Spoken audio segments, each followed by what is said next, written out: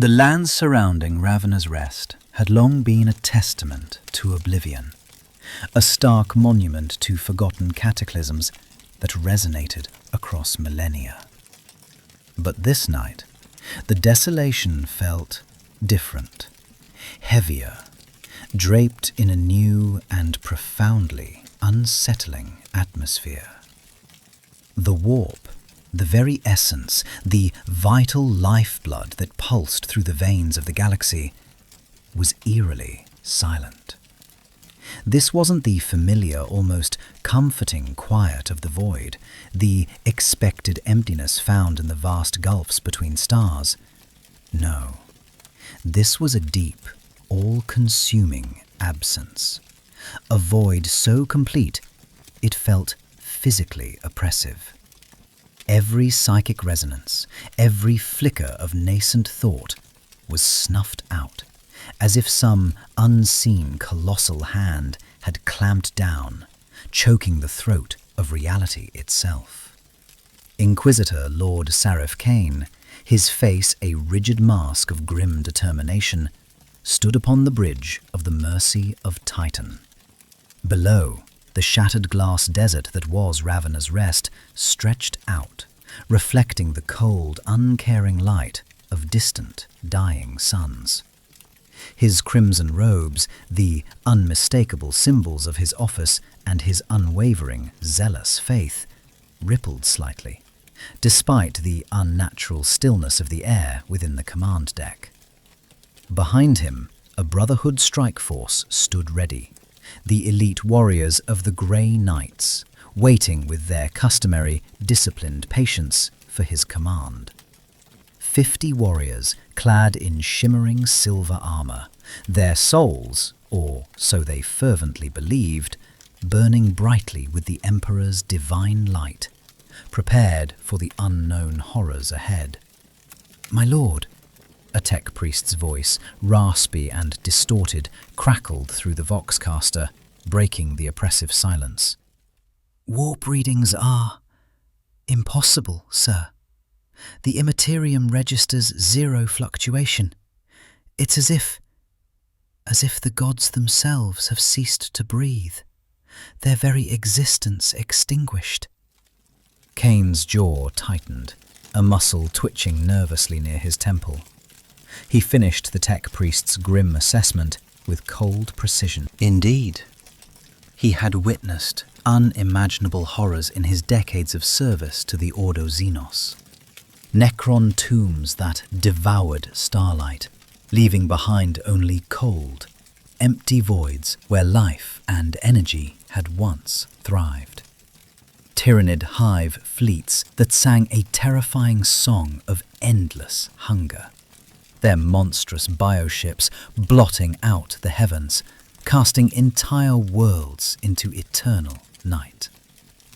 But never, not once in his long and arduous life, had he experienced the warp itself, ceasing to be. Grandmaster Valerian of the Grey Knights approached, his hand resting firmly on the hilt of his nemesis Force Sword. The ancient weapon, normally humming with barely restrained psychic energy, felt wrong, diminished, almost dead in his usually steady grip. "Inquisitor." Valerian's voice was tight with suppressed unease, a rare display of emotion from the stoic warrior. "My brothers report the same. No connection to the Emperor's light. No whispers from the warp. Only—" He paused, searching desperately for the precise word to describe the chilling, all-encompassing emptiness that threatened to consume them. Emptiness. Kane turned, his gaze piercing, scrutinizing the Grand Master. "Then we proceed as planned." He met Valerian's concerned eyes with unwavering resolve. "If this is a Necron awakening, they will answer to the Imperium's wrath. Their ancient transgressions will finally be judged." He raised a hand, his fingers brushing against the rosarius at his throat, the sacred symbol of his office and the unwavering source of his personal protection against the evils of the warp. If it is something else, something darker, we will make it kneel before the golden throne. We will bring it to its knees in the name of the Emperor. The transport, a heavily armoured storm raven, plunged through the dead atmosphere of Ravenous Rest. There were no storms, no radiation, only a crushing silence that pressed against the hull like a physical weight. A suffocating blanket of nothingness that threatened to overwhelm even the most disciplined minds. They materialized at the designated coordinates. A crater of jagged black stone jutted out from the glass desert like a broken tooth. A festering wound upon the face of the already ravaged planet.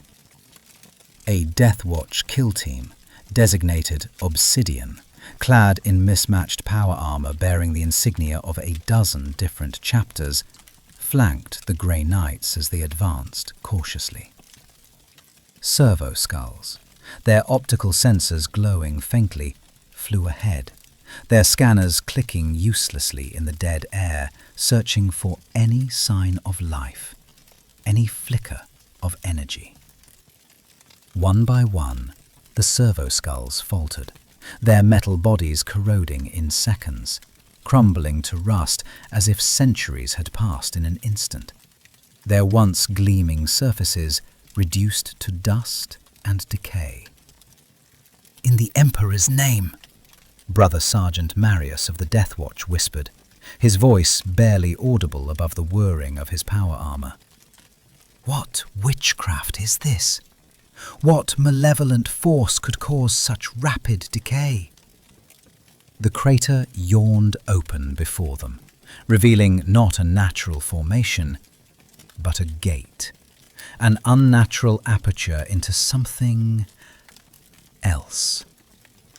Runes of gold burned in the darkness, symbols written in no language catalogued by the Imperium, glyphs that seemed to actively repel the gaze, as if the eyes themselves refused to acknowledge their existence, their very presence a violation of natural law. Valerian raised his nemesis sword, the dull metal gleaming faintly in the unnatural twilight. "Brothers, the Emperor protects. Forward for humanity's salvation. We are the Emperor's chosen, and we shall not falter." They stepped through the gate. Reality inverted. The Grey Knights found themselves in a hall that defied logic, a space that should not, could not exist within the known universe.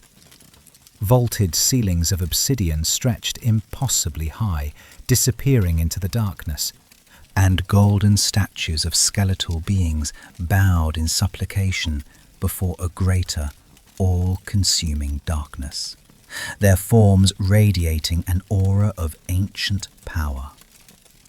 The air was so still, so devoid of movement, that each breath echoed like a thunderclap, a sacrilegious violation of the oppressive silence that reigned supreme. Every piece of technology died instantly. Auspex readers shattered. Voxcasters emitted a brief hiss of static, then utter silence, their circuits overloaded, their purpose extinguished. Even the psychic hoods worn by the Grey Knights, normally attuned to the ebb and flow of the warp, felt like leaden weights upon their souls, crushing their spirits under their immense, unnatural weight. Brother Castile, his voice hoarse with suppressed fear, tried to intone a litany of protection, a prayer against the encroaching darkness. His voice emerged, only to vanish, not echoed, not absorbed, simply removed from existence the moment it left his lips, as if the very act of speaking was forbidden in this unholy place. "Weapons ready," Kane ordered, his voice the only sound that persisted, flat, emotionless, untouched by the resonance of the warp, a beacon of cold authority in the face of overwhelming dread. They advanced down corridors of impossible geometry, hallways that twisted and turned in defiance of Euclidean space, their very design mocking the laws of physics. Murals depicted beings of pure bone, commanding legions that were neither living nor undead, their forms unsettlingly ambiguous, blurring the lines between life and death, existence and oblivion. At the center of every image, a skeletal figure, crowned in darkness, sat upon a throne of absolute stillness, radiating an aura of cold command. Then, movement. A flash of crimson. Shaltir, a blood-fallen, descended from the ceiling like a droplet of blood falling upward, defying gravity and reason, her movements fluid and unnatural. Her dress billowed in a wind that did not exist, swirling around her like a shroud of blood. The spear in her hand, a spool lance, spun lazily, its tip weeping a malevolent red light, promising pain and suffering. She smiled, a predatory expression that promised only pain and oblivion, her lips curling into a cruel and knowing smirk. "How delightful," she purred, her voice a silken caress with the bite of razors, each word laced with malice and anticipation. "Guests who bring their faith like weapons. Let us see if faith can bleed. Let us see if your precious Emperor can hear your prayers in this silent domain." The Grey Knights responded with the perfect discipline drilled into them since they were children, their training taking over, suppressing their fear. Bolter fire erupted, blessed rounds designed to shatter demon flesh, each shot a prayer of destruction. But each shot curved mid-flight, redirected by unseen forces that mocked the laws of physics, twisting the bolts away from their intended target, rendering them useless. Shaltir moved like a dancer through the storm of firepower, untouched, untouchable, her movements defying prediction. The spool lance flashed, and Brother Castiel's armor crumpled like parchment, crushed by a force that defied explanation, his once impenetrable protection reduced to a twisted mess of metal. He fell, still alive, but paralyzed, his body a prison constructed by blood magic that had rewritten his circulatory system, locking him in a state of living stasis, a fate worse than death. "For the Emperor!" Valyrian roared, charging forward, his nemesis sword blazing with psychic fire. The fire sputtered, flickered, and died, extinguished by the oppressive silence. The sword swung like ordinary steel, a mere piece of metal in the face of something ancient and powerful. Shaltir caught the blade between two slender fingers, her grip impossibly strong, defying all logic. "Your god is not listening, little warrior," she said, leaning close, her crimson eyes reflecting his horrified face, her breath cold against his skin. "In this place, even faith falls silent. Here, only the silent king holds dominion." From the opposite corridor, Albedo emerged.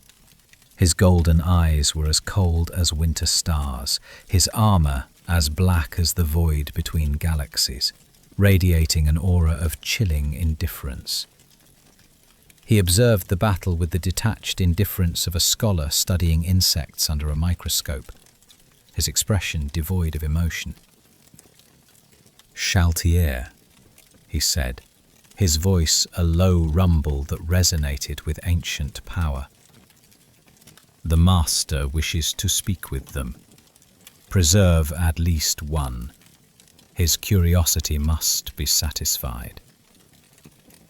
"Always so serious, Albedo."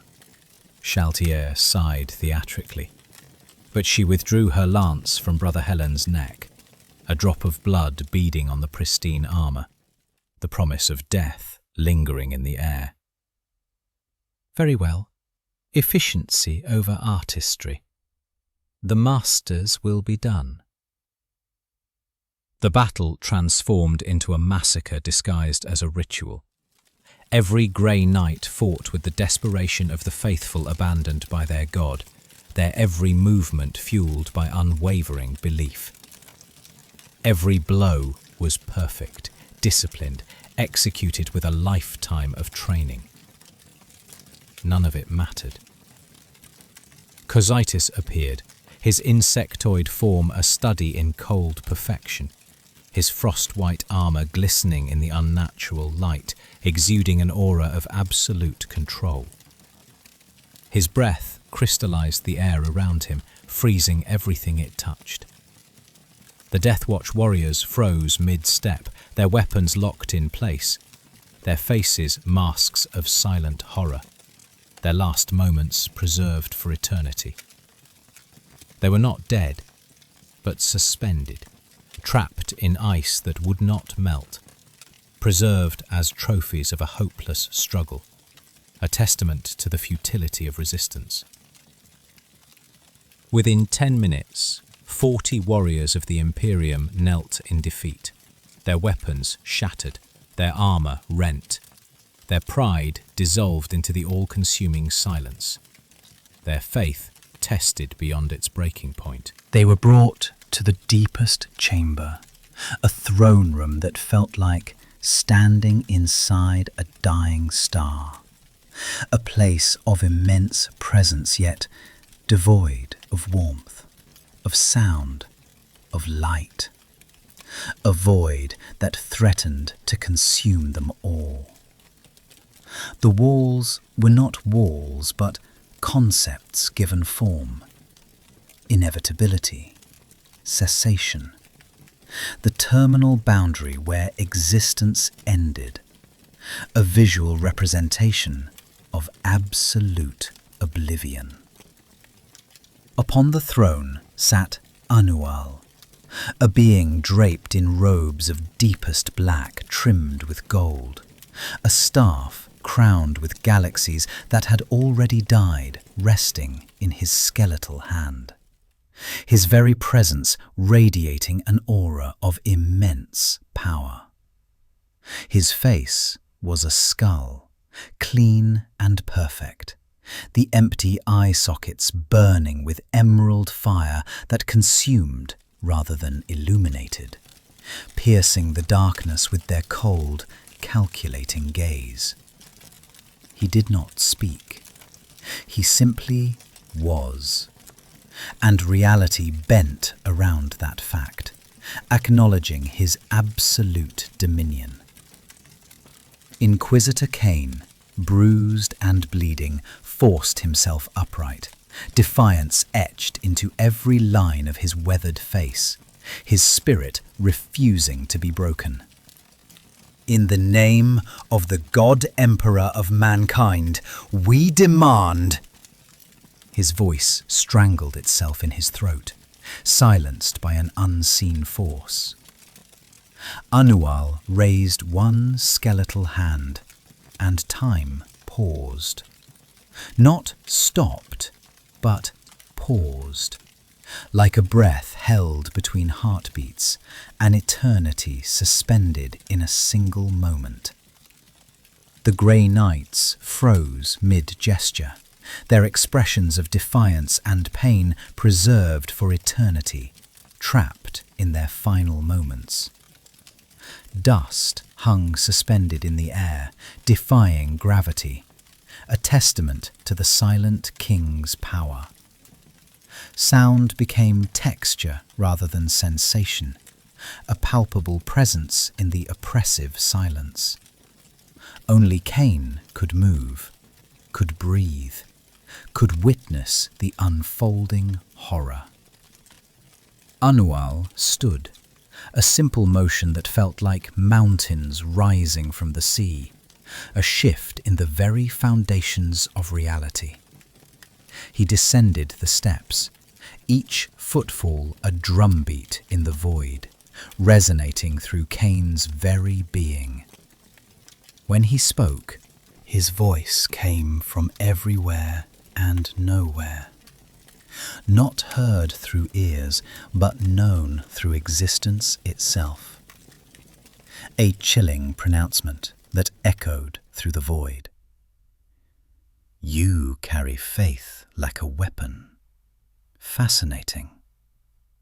The skeletal jaw did not move, yet the words persisted, resonating deep within Cain's soul, their meaning clear and undeniable. I have encountered many gods in my existence, but I have never seen followers so hollow. He reached out, one bone finger extended towards Cain's forehead, a gesture that promised either enlightenment or annihilation. Let me see what shapes you. Let me see the core of your being. Cain's soul peeled back like layers of parchment, exposed and vulnerable, his innermost thoughts laid bare.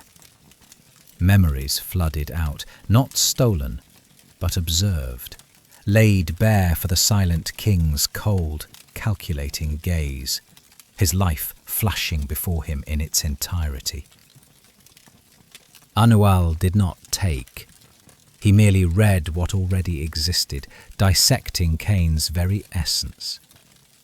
Decades of service, battlefields soaked in holy fire, prayers whispered in the darkness between the stars, and beneath it all, the truth. Fear. Fear of the warp, fear of demons, fear of a universe without the Emperor's light.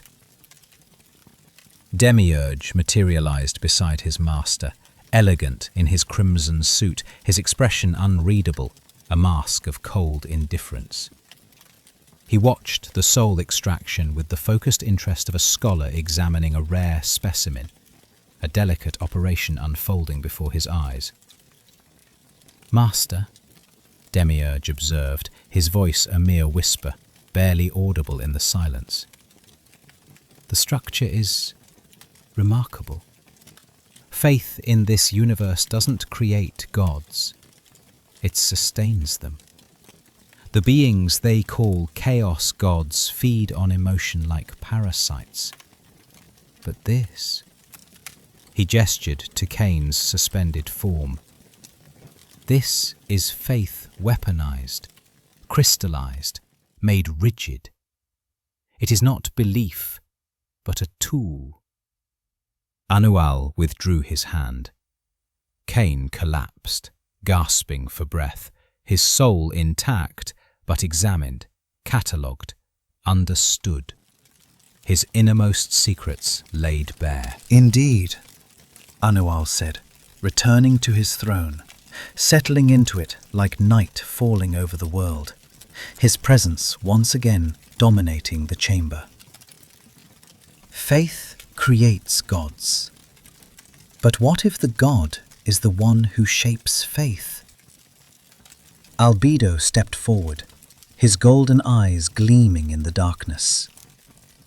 "My lord, shall I eliminate them? They have served their purpose." "No." Ainz Ooal's emerald eye flames flickered, perhaps with the ghost of a thought, a hint of curiosity. "Preserve them. Seal their souls in stasis. They will serve a greater purpose in time." He gestured, and crystalline prisons of dark light encased the Grey Knights one by one, trapping them in eternal darkness. not dead, not alive, suspended in perfect stillness, consciousness intact, but action impossible, their minds trapped in a timeless void. Demiurge bowed deeply. The cult of perfect order will need martyrs, and what better martyrs than those who sought to destroy us? Their sacrifice will fuel our ascent. Pandora's actor appeared, their shape-shifting features settling into a scholar's mien, their form constantly shifting. Shall I begin analysis of their theology, my lord? Understanding their beliefs will allow us to better dismantle them. Yes. Ainz Ooal gazed upon the sealed warriors, his expression unreadable, his thoughts hidden behind his skeletal mask. If faith creates gods in this universe, then we will create faith that cannot be corrupted. Faith based not on hope. He paused, a flicker of something that might have been amusement in his emerald eyes, but on silence. One grey knight remained conscious, Brother Maximilian, the youngest of the order, barely a man. Ainz Ooal approached him, and the young warrior trembled despite his training, his fear palpable. What are you?" Maximilian managed, his voice cracking with fear, his words barely audible. Ainz Ooal tilted his skull as if the question amused him, the emerald flames in his eyes burning brighter. "I am what happens when death learns to think, when order becomes absolute. I am the inevitable conclusion of all things." He knelt, eye level with the kneeling warrior, his presence overwhelming. "Tell me, does your emperor listen when you pray? Does he truly hear your pleas?" Maximilian's jaw clenched. "The emperor protects." "Does he?" Ainz Ooal's tone was not mocking, merely curious, an intellectual inquiry. "Or do you protect yourselves, believing he hears you? Is your faith a shield or a delusion?" A pause. Then Ainz Ooal stood. "I will give you a gift, child. I will show you what silence truly means. I will grant you a glimpse beyond the veil." He touched Maximilian's forehead, and for one terrible instant, the Grey Knight experienced nothing. Not darkness, not void, but true nothingness. The absence of consciousness without the mercy of unconsciousness. A taste of what lay beyond even death, a glimpse into the abyss. When Ainz Ooal released him, Maximilian screamed, but no sound emerged. His voice had been removed, not stolen, simply edited from reality, as if he had never possessed it. "Let him go," Ainz Ooal commanded, his voice echoing through the silent chamber. Albedo's eyes widened. "My lord, he will be our message. He will carry our warning to the Imperium." Ainz Ooal turned back to his throne. "Let the Imperium know there is a place where even gods fall silent. Let them know that their power is not absolute."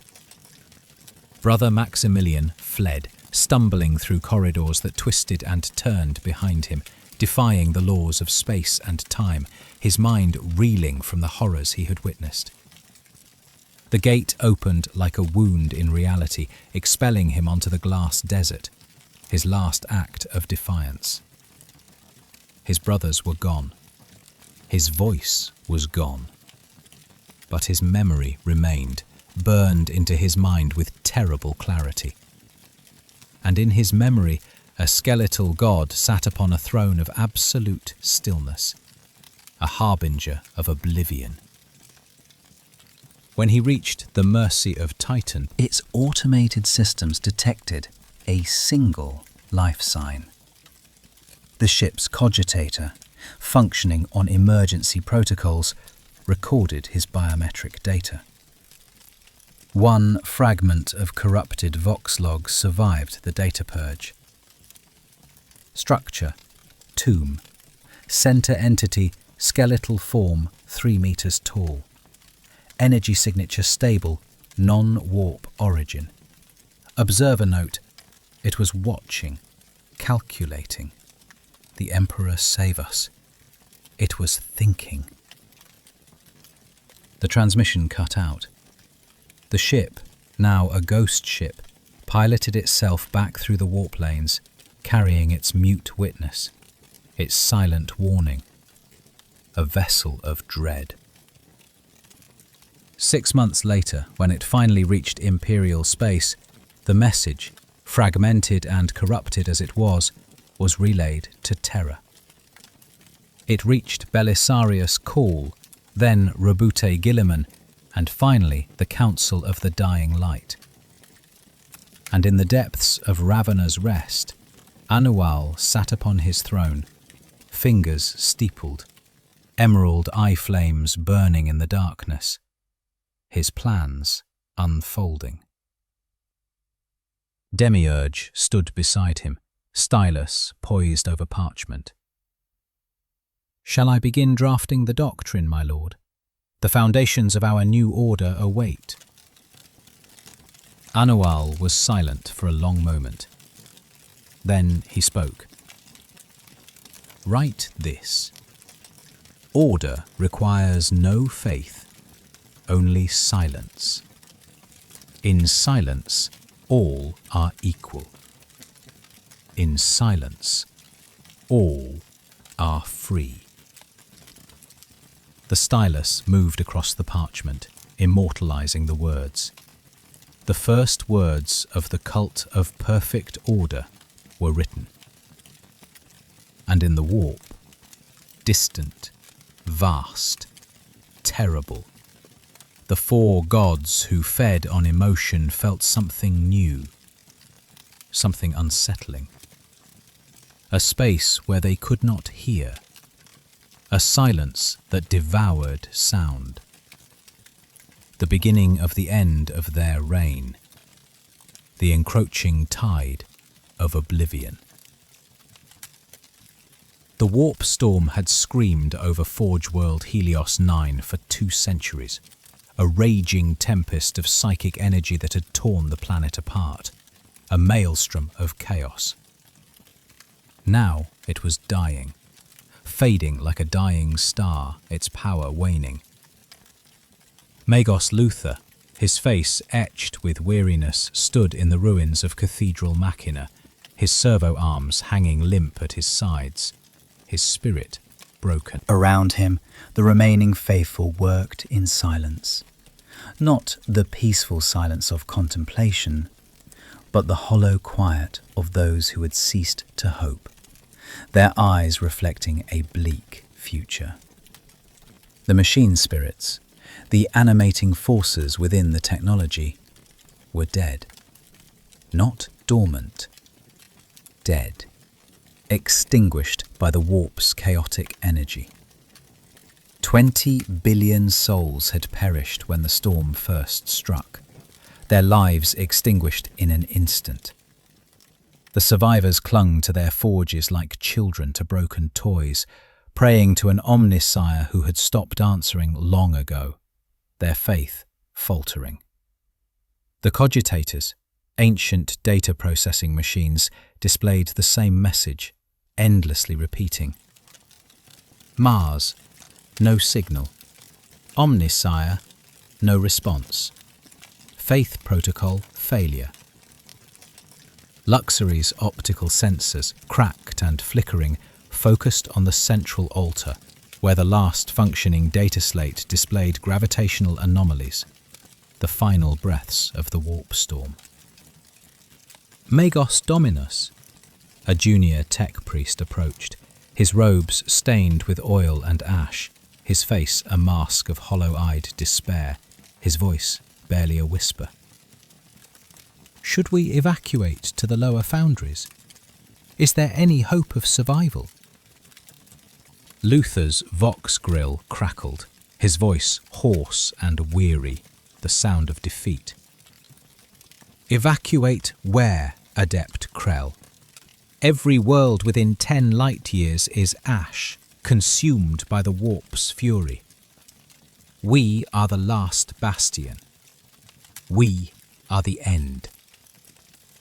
He turned back to the data slate, his expression grim, a mixture of resignation and defiance. If the Omnissiah has abandoned us, then we shall witness our extinction with dignity.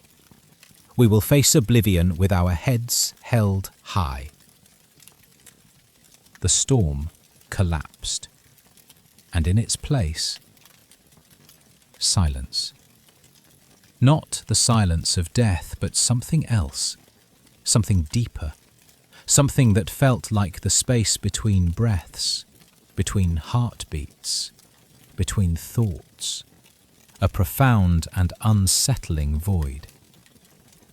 Luther's sensors flatlined. Every Auspex reader went dark. The very air ceased to carry electromagnetic waves, plunging the world into a technological dark age. Then, through the silence, a transmission. A single word in binary code, so pure and absolute that it hurt to process, resonating with perfect logic. Order. A ship descended from the void, sleek, dark and utterly silent, adorned with runes that predated the Mechanicus by millennia, glyphs that spoke of a logic beyond human comprehension, a language of perfect mathematics. It landed in the primary landing bay with the precision of a surgical blade, barely disturbing the dust, a display of perfect control. From its ramp emerged a figure, tall, robed in crimson and gold, a tech priest, yet not. The mechanized components of his body were too perfect, the movements too fluid, too graceful, defying the crude bionics of the Mechanicus. Where others bore the crude bionics of necessity, this one wore artifice as art, a testament to a technology beyond the understanding of the Mechanicus, a being of perfect integration. Magos Dominus Paracelsus Null, or so he called himself. Luther approached, every sensor screaming warnings his mind refused to hear. Logic warring with a desperate yearning for salvation, a glimmer of hope in the face of despair. Identify yourself. By what right do you walk upon sacred Helios 9? Who are you to trespass on this hallowed ground? The figure's optical lens, a single glowing monocular, fixed upon him, piercing the darkness with its cold light. When it spoke, the voice was layered, as if multiple beings shared one throat, a chorus of logic and cold certainty resonating with ancient power. I am the voice of logic unbound. I come bearing the gift your Omnissiah could not provide. I offer you salvation from the chaos. Paracelsus gestured to the sky where the warp storm had been, now replaced by an unsettling void, a blank canvas. Silence. Silence is not a gift, Luxury's vox grill hissed, the word laced with bitterness, a testament to his shattered faith. It is the absence of the divine. It is the void where hope dies. No. Paracelsus stepped closer, his footsteps making no sound on the ruined plasteel, his presence radiating an aura of absolute control. Silence is the foundation upon which true divinity builds. Your Omnisire spoke in static and error codes, in broken prayers and unanswered pleas. Mine speaks in absolute clarity, or not at all. Mine offers certainty, not hope. From within his robes, Paracelsus withdrew a device, a cube of black metal, a study in geometric perfection no larger than a human heart, its surface smooth and featureless. But when placed upon the ground, it unfolded, not mechanically, but conceptually. Space itself bent around it, twisting and contorting in impossible ways, defying the laws of physics. And Luther's sensors registered an impossible reading. Warp density 0.00%. Reality integrity 147%. Designation Echelon Null Core. What? What is this? Luther's voice trembled, a rare thing for one of the Mechanicus, a betrayal of his ingrained emotional control, the sound of disbelief. Proof, Paracelsus replied simply, his single eye gleaming with cold certainty. He activated the device. Light bloomed, not the harsh, searing light of plasma, but something gentler, something cleaner. The light of equations solving themselves, of logic made manifest, of order imposed upon chaos, a symphony of perfect mathematics. Every broken machine in Cathedral Machina shuddered and came online, resurrected from the dead. Not through the machine spirits, not through prayer or ritual oil, but as a direct result of the device, through the sheer force of logic. They simply worked, as if the very concept of malfunction had been removed from local reality, their purpose restored. The cogitators displayed new data. Mars, no signal.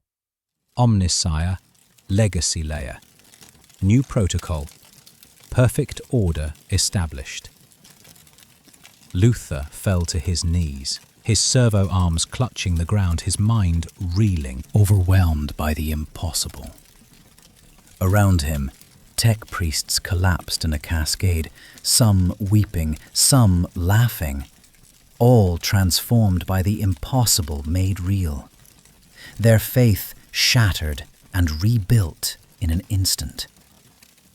"The Omnisire has returned," someone whispered, their voice filled with awe and renewed faith, clinging to the remnants of their old beliefs. "No," Paracelsus corrected, his voice gentle but absolute. "The Omnisire you knew was a hope, a construct of your own making. What stands before you is certainty, a truth beyond your comprehension." He gestured to the cube, the source of the impossible order, radiating an aura of cold power. "I am not your God. I am the messenger of the one who needs no faith, only understanding. I am but a vessel of his will." "Who?" Luther forced the word through his failing Vox speakers, his voice raw with a mixture of fear and desperate longing, his spirit teetering on the brink of collapse. "Who is your master? What power do you serve?" Paracelsus turned, and for a moment his form seemed to flicker, revealing something beneath, something vast and ancient that the illusion could barely contain, a glimpse into the abyss. "He is called the Silent One, the Emperor of Stillness, the God of Logic perfected. He is the inevitable conclusion of all things." A pause, and he has watched your suffering with interest. He has observed your descent into chaos, and he has deemed you worthy of salvation. Why now? Why, after 2 centuries of silence, does he intervene? Luther asked, his mind struggling to grasp the enormity of what was happening, his faith shattered and replaced with a chilling certainty. Because your suffering proved something. Paracelsus knelt beside Luther, his single eye reflecting the Magos's broken form, a mirror to his despair. It proved that faith alone cannot sustain, that hope is a luxury for the living, and you are barely that. Your devotion was admirable, but ultimately it was not enough. He stood, his movements impossibly graceful, radiating an aura of cold command. The Silent One does not save the faithful. He saves the logical.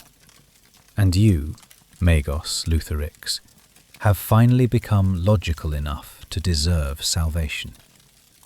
You have finally relinquished your reliance on false hope. From the shadows of the cathedral, more figures emerged. Not tech priests, not human.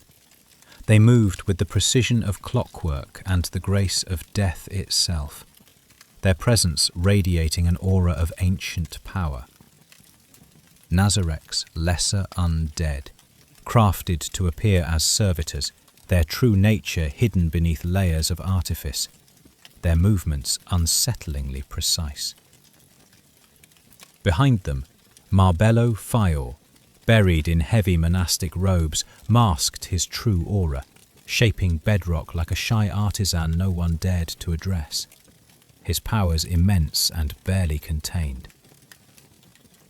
Paracelsus raised his hand, and the Echelon Null Core expanded its field. Across Helios 9, forges reignited, not with fire, but with cold certainty, their purpose restored. Titan manufactorums that had stood silent for decades began producing components with impossible efficiency, their output exceeding all expectations.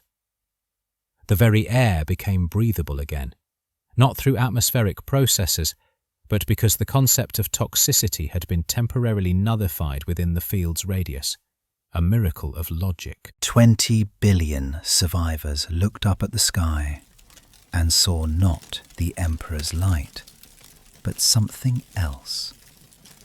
A darkness that felt like rest. A silence that felt like home. A promise of eternal peace. Luther accessed the central data vault and began transmitting, not to Mars. That link was centuries dead, severed by the warp's fury. But to the local Mechanicus network, fragmented as it was, a desperate plea for salvation. Helios 9, critical discovery. Omnissiah Prime, false construct. True divinity identified. Designation, the Silent One. Protocol, Cult of Perfect Order initiated.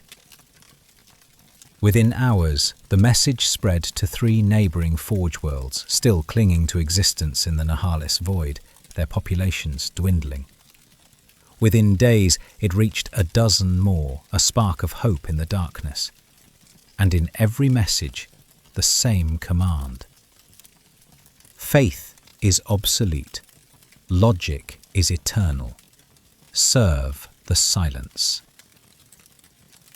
Paracelsus stood at the top of Cathedral Machina's highest spire, watching the sunset over a world reborn, his plans unfolding. Behind him, Demiurge materialized from shadow, his true form concealed, but his presence undeniable, a harbinger of change. The first seed is planted, Paracelsus said, his voice echoing across the revitalized landscape, a pronouncement of victory. Excellent. Demiurge's voice carried an undercurrent of cold approval, a testament to his master's satisfaction. The master will be pleased. Your success will be rewarded. Paracelsus, for that was their true nature, adjusted his monocular. It was almost too easy. These people are so starved for certainty that they will worship anything that functions, any promise of salvation. Not worship. Not yet. Demiurge produced a data slate already inscribed with theological frameworks, the foundations of a new religion. Worship is for the weak. What we build here is obedience through understanding. They will serve not because they fear, but because they comprehend that service is logical. Their devotion will be born of reason, not blind faith. And when the Imperium discovers what we've done, Demiurge smiled, a terrible expression on his elegant features, the promise of bloodshed. Let them. Every Inquisitor they send, every Grey Knight that falls silent, every Mechanicus sect that turns from Mars to us. They only prove our thesis. Their resistance will only strengthen our resolve. He gestured to the city below, where tech priests worked in perfect synchronization, their minds linked not by the Omnissiah, but by pure, logical protocol. The Imperium is built on faith, a foundation of unwavering belief. A voice echoed, devoid of warmth. We offer something better, something tangible. What could possibly surpass the Emperor's divine grace? Came the skeptical reply. The absence of doubt, the first voice declared, a chilling promise hanging in the air. Far above, in the ethereal expanse where the physical universe bled into the chaotic realm of the warp, something stirred. The Chaos Gods, those ravenous entities born of raw emotion and insatiable hunger, felt a subtle disturbance, a faint ripple in the tapestry of existence. It wasn't a direct threat, not yet, but rather an anomaly, a localized void where their pervasive influence simply ended, not actively resisted, not forcefully blocked, but rendered utterly irrelevant. Tzeentch, the architect of fate, the changer of ways, cast his gaze, fragmented into 10,000 peering eyes upon the unassuming world of Helios 9. For the first time in untold eons, the labyrinthine pathways of the future became obscured, the intricate web of possibilities tangled and unreadable. He could not predict what would happen next, a notion that sent shivers down his non-existent spine. Deep beneath Ravenna's rest, in the heart of Nazar, Ainz Ooal, his skeletal form draped in the flowing robes of a university scholar, observed the unfolding events through a magically conjured scrying pool. The throne room, usually steeped in shadow, flickered with projected images of Helios 9's transformation. The agonizing rebirth of a world now subject to a new, silent, and utterly alien god. Albedo stood at his side, his golden eyes, usually gleaming with ambition, fixed on the swirling images in the pool. Pandora's actor reports complete success, my lord. The cult of perfect order has firmly taken root. The populace is receptive. Cult. Ainz Ooal's voice echoed through the chamber, carrying an undercurrent of cold, detached contemplation. Such an inadequate word to describe our efforts. Cults. Worship. They prostrate themselves before idols and whisper fervent prayers. What we have created on Helios 9 is something far more refined, more elegant. It is more akin to an operating system for faith, a framework through which belief can be channeled, and controlled. Chaltier giggled from her position near the throne, her crimson eyes gleaming with malicious amusement. An operating system that ruthlessly deletes the old gods, replacing them with nothingness. How delightfully efficient. I do so love a clean slate. Ainz Ooal rose from his throne, the staff of Ainz Ooal materializing in his skeletal grip, crackling with barely contained energy. Demiurge's analysis was remarkably accurate. In this universe, belief shapes reality. The Chaos Gods exist because beings willingly surrender to their emotions, wallowing in despair, rage, and hedonistic excess. The Emperor, in all his decaying glory, persists because humanity clings desperately to hope, a flickering flame in the encroaching darkness.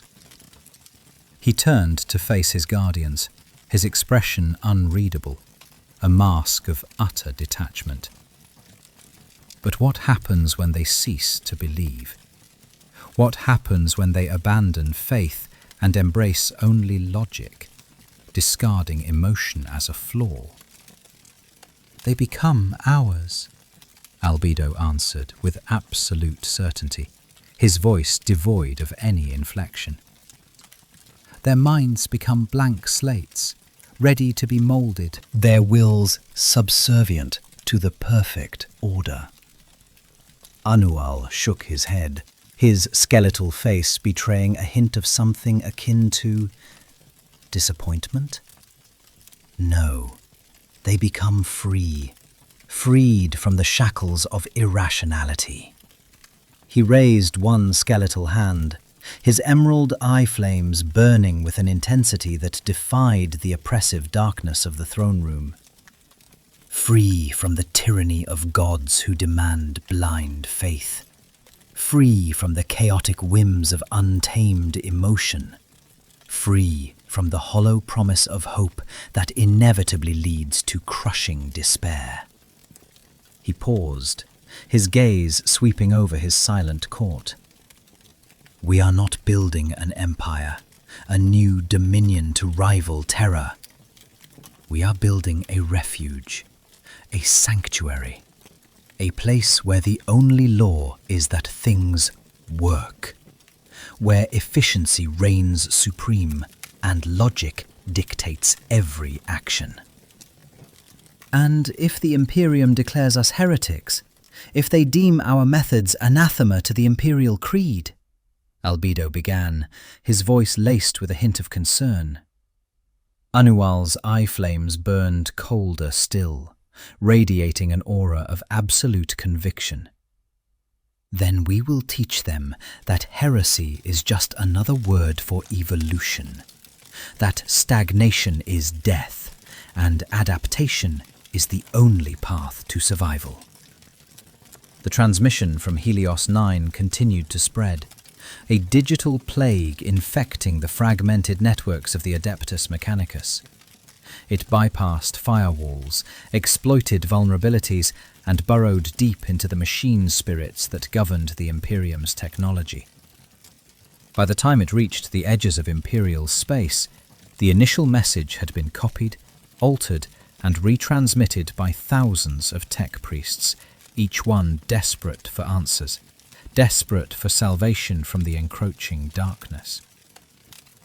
Some messages were intercepted by the vigilant eyes of the Inquisition, deemed corrupted by Xenos influence, purged and swiftly forgotten, their senders branded as heretics.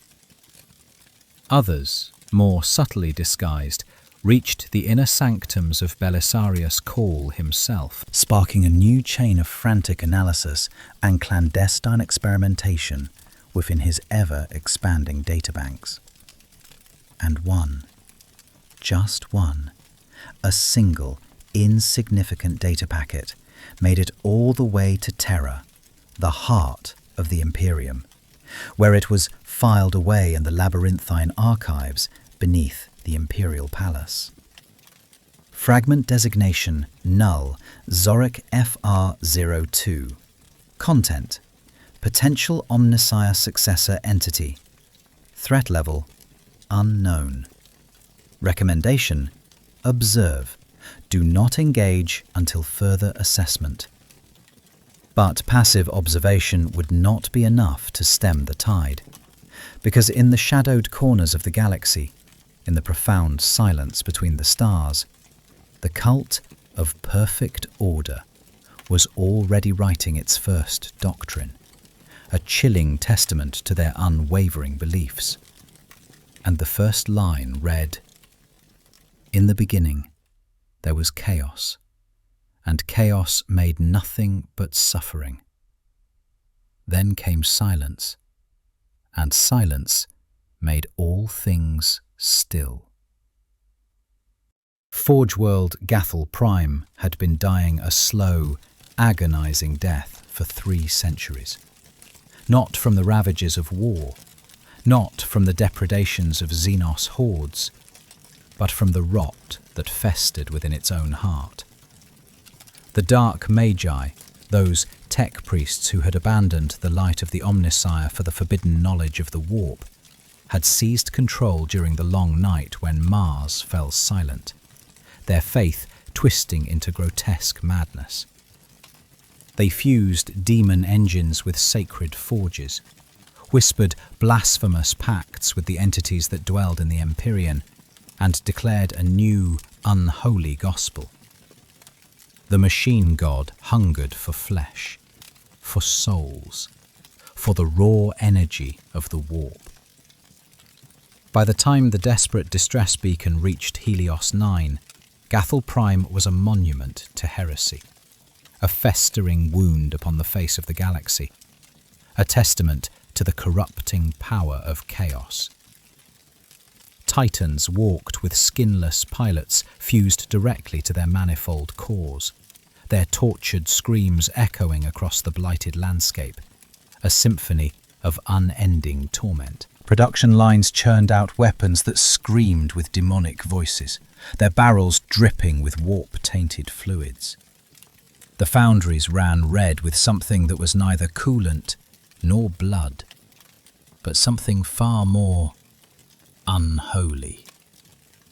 Magos Luther received the data packet in his sanctum, his mind reeling from the sheer scale of the corruption, the overwhelming evidence of technological and spiritual degradation.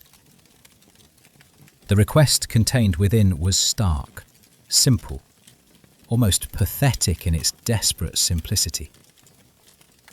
Gathel Prime, production capacity 0%, warp corruption index critical, logistics spine severed. Request: purge and reclamation. Beside him, Paracelsus Null studied the same data through his monocular lens, his expression unreadable, his internal cogitators whirring with silent calculations. A test, Magos. Your newfound faith must prove itself not merely in passive salvation, but in decisive conquest. The Silent One wishes to see the strength of your conviction. We are not warriors, Luther protested, his servo arms gesturing towards the newly restored but still fragile infrastructure of Helios 9. We are builders, engineers, servants of the machine god. Building requires a stable foundation, Paracelsus replied, turning to face him fully. And sometimes the old foundation must be demolished, purged of all impurities before the new can be laid. Sentimentality has no place in this endeavour. He produced a communication crystal, dark, geometric, pulsating with an unsettling, non-warp energy. The Silent One has prepared the necessary instruments for this task, instruments perfectly suited to the symphony of destruction. What instruments? Luther asked, his voice tinged with apprehension. What manner of warriors will be unleashed upon that cursed world? Pilgrims, Paracelsus answered, his voice devoid of emotion. Silent, perfect, and absolute in their devotion to the Silent One's will. The fleet that departed Helios 9 was unlike any the Adeptus Mechanicus had fielded in centuries. Gone were the Gothic cathedral ships, their towering spires reaching towards the heavens, their hulls adorned with sacred icons. Gone were the plasma drives screaming hymns to the Omnissiah, their exhausts belching plumes of sanctified smoke. Instead, sleek, dark vessels moved through the void like knives through silk, their forms optimized for efficiency, their purpose focused and unwavering. These were Anu'al's transport ships, their hulls skinned with meticulously crafted Mechanicus iconography, but driven by a magic that pretended to be technology, a perfect deception designed to lull the Imperium into a false sense of security. Cositis stood in the primary hold of the lead ship, frost visibly coating the walls around him, his insectoid form concealed beneath modified Mechanicus warplate, bulky and imposing, a carefully constructed disguise for something that should not exist in this universe. Beside him, Mare trembled despite the unnatural cold, her green and gold heterochromatic eyes wide with anticipation and a hint of barely suppressed fear. Hidden beneath the emotionless visor, Ki Cositis-sama questioned the necessity of inflicting pain. Do we truly have to hurt them? Is there no other way? Lord Ainz's orders resonated within his mind, absolute and unwavering. We do not offer redemption, we offer correction. Cositis's mandibles clicked with mechanical precision. We cleanse, we do not spare. Corruption of this nature cannot be reasoned with, negotiated with, or tolerated. It must be eradicated. He gently rested a crystal-edged blade arm on Mare's shoulder, his touch surprisingly gentle. But you need not witness the slaughter. Your role is reconstruction, not destruction. Your talents will be needed to heal this wounded world. Mare nodded, her small hands clenching into determined fists. I understand. From the command deck, Demiurge surveyed the approaching forge world through a series of scrying mirrors, his gaze unwavering. The planet's surface was a grotesque tapestry of industrial Gothic architecture, twisted into blasphemy, smokestacks spewing warp-tainted exhaust into the atmosphere, and manufactorums pulsing like exposed, diseased organs.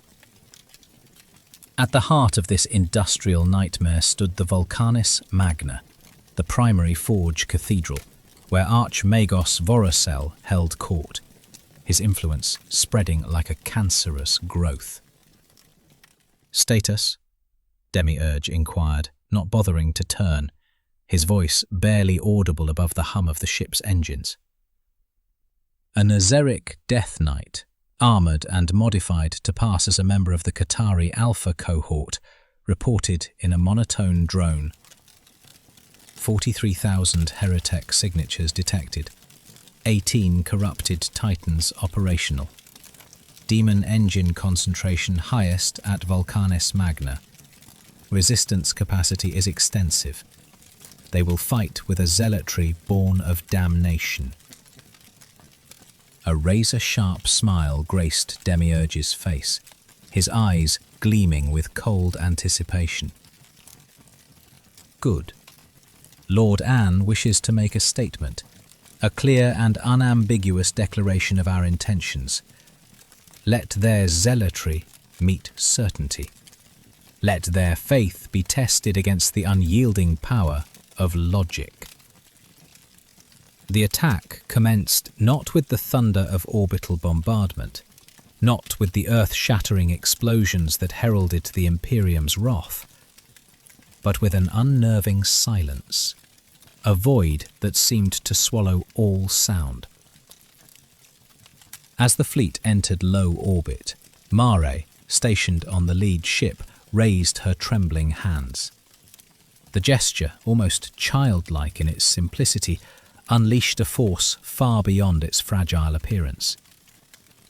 The ground beneath Gathul Prime shifted in a way that defied natural laws, bending and twisting according to a geometry that the human mind could barely comprehend.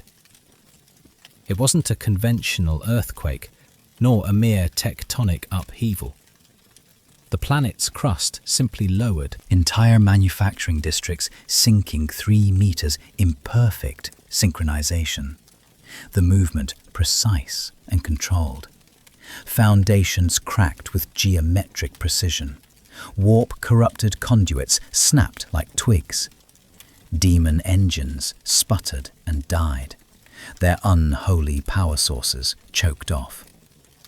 The corrupted titans, walking blasphemies against nature, stumbled and swayed as the earth rejected their tainted weight, their massive forms teetering precariously on the shifting ground.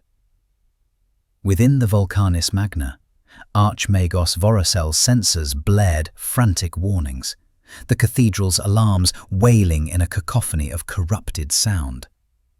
"Impossible!" he shrieked, his voice a guttural rasp that echoed through the cathedral's corrupted halls.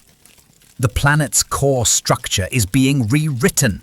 The very laws of physics are being violated." Vorosel, barely recognizable as either human or machine, was a grotesque fusion of demon flesh and cybernetics, a testament to his descent into madness. 8 arms ending in an array of specialized tools wept Ica, their movements erratic and unpredictable. His face was a horrifying mask, half skull, half warp flame, a flickering reminder of the man he once was. When he spoke, the voices of the demons that possessed him echoed with his own, creating a chorus of unholy whispers. "Deploy all forces. The false Omnisire sends his pawns to claim our world. We shall feed them to the Forge Eternal. Their souls will fuel our victory." The landing was surgical, precise, a symphony of controlled destruction. Cositis led the first wave, 3,000 undead warriors disguised as members of the Qatari Alpha cohort, moving with inhuman grace and coordination. They did not chant battle hymns, nor invoke the Emperor's name in fervent prayer. They simply advanced, weapons raised, and when they fired, silence followed. Not the crackle of las fire, not the searing heat of plasma, but something altogether different. Something that defied definition. Bolts of crystallized stillness struck demon engines, halting them in their tracks. Not destroyed, not vaporized, simply stopped. The warp-tainted machines froze mid-motion, their possessed pilots screaming in silent agony as their demonic bonds were severed by the chilling absence of everything they fed upon. A corrupted warhound titan turned its plasma blast gun towards the advancing invaders, preparing to unleash a torrent of superheated energy. Cositus raised a single blade arm, his movements deliberate and precise. The warhound's leg joints crystallized, not with ice, but with the very concept of immobility. The 30-meter-tall war machine toppled, crashing into a manufactorum with a deafening roar that was quickly swallowed by the surrounding silence. When the dust settled, the pilot's screams had ceased, replaced by an unnerving stillness. Not dead, merely silenced. "Advance!" Cositus's voice was frost given sound, a chilling whisper that cut through the chaotic din. "Vulcanis Magna, leave none corrupted standing. The Silent One demands absolute order. The battle transformed into a systematic extermination, a clinical dissection of heresy. Cositus's warriors moved through the Forge city like a plague of order, their movements precise and efficient. Every heretic encountered was given a choice, a single, stark ultimatum. Kneel and embrace the Silent One, or cease to exist. Most chose defiance, clinging desperately to their corrupted beliefs. Within an hour, 12,000 lay in crystalline stasis, neither alive nor dead, preserved in the moment their corruption touched the chilling embrace of silence. But the deeper they pushed towards the Volcanis Magna, the fiercer the resistance became, the more desperate the heretics grew. Voracel had concentrated his most twisted creations there. Obliterators fused with forge equipment, their bodies a grotesque parody of flesh and steel. Demon-possessed servitors that bled warp stuff from their every orifice. And at the cathedral's heart, the Forge Eternal. A swirling portal to the warp itself, pulsating with the screams of 1,000 sacrificed tech priests. Demiurge descended from the fleet like a crimson comet, his descent a testament to the Silent One's unwavering will. He landed before the cathedral's gates alone, immaculate in his tailored suit, his presence a stark contrast to the chaos that surrounded him. Before him, a tide of corrupted machinery and twisted flesh surged forward, their movements fueled by madness and desperation. He adjusted his glasses, his gaze unwavering. How inelegant. Such a blatant display of irrationality is simply tiresome. A subtle gesture, almost imperceptible. The air compressed, the very atmosphere seeming to solidify. Every demon engine within 100 meters collapsed, as if gravity had increased 10,000-fold, their metal frames buckling under the crushing pressure. Possessed servitors fell, their ceramite armor crumpling like parchment. Only the Titans remained standing, and barely, their massive forms struggling against the invisible force that sought to grind them into dust. From the cathedral, Voracel emerged, a nightmare-given form, a grotesque mockery of the machine god. You dare challenge the Forge Eternal?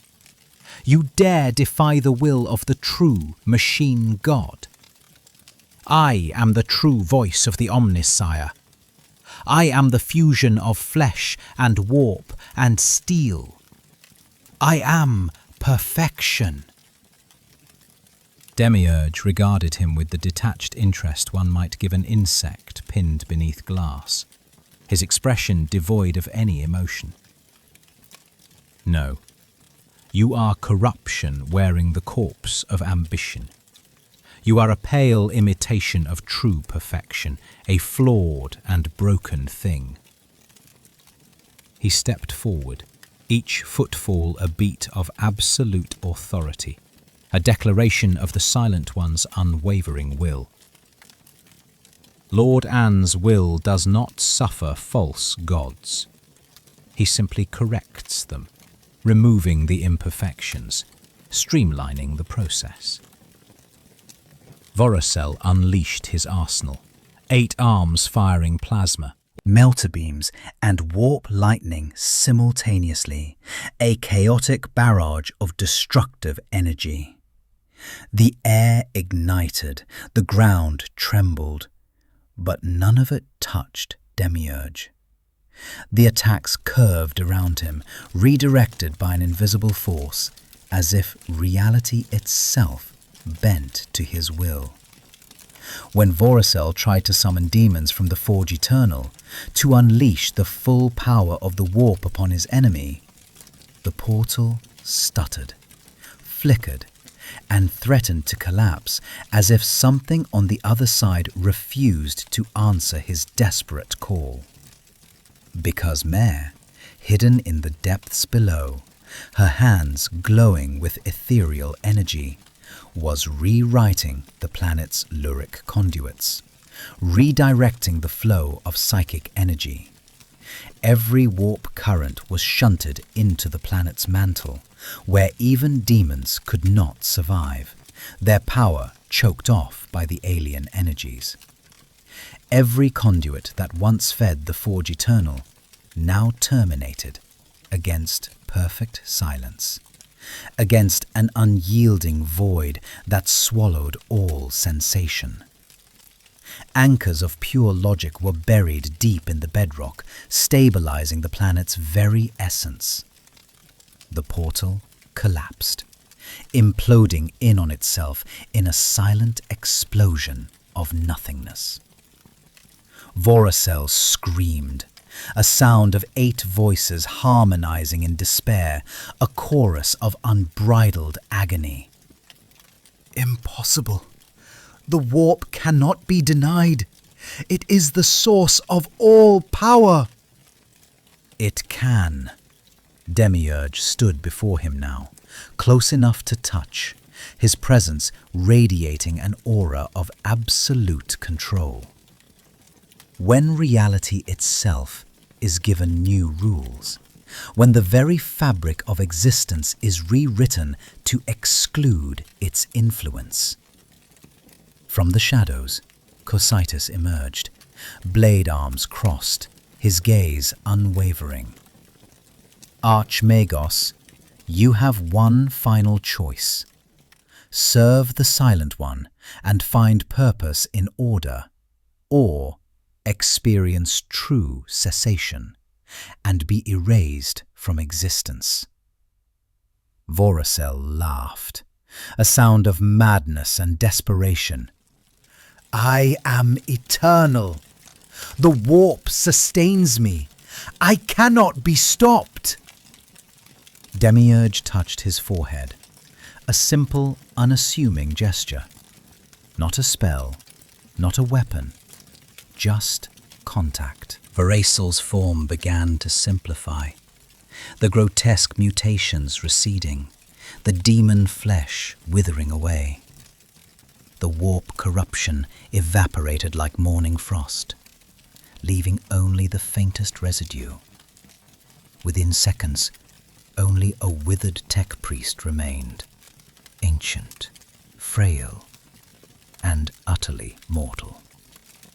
He collapsed to his knees, weeping, his body racked with pain and confusion. What have you done to me?" "Removed the lie." Demiurge stepped back, his task complete.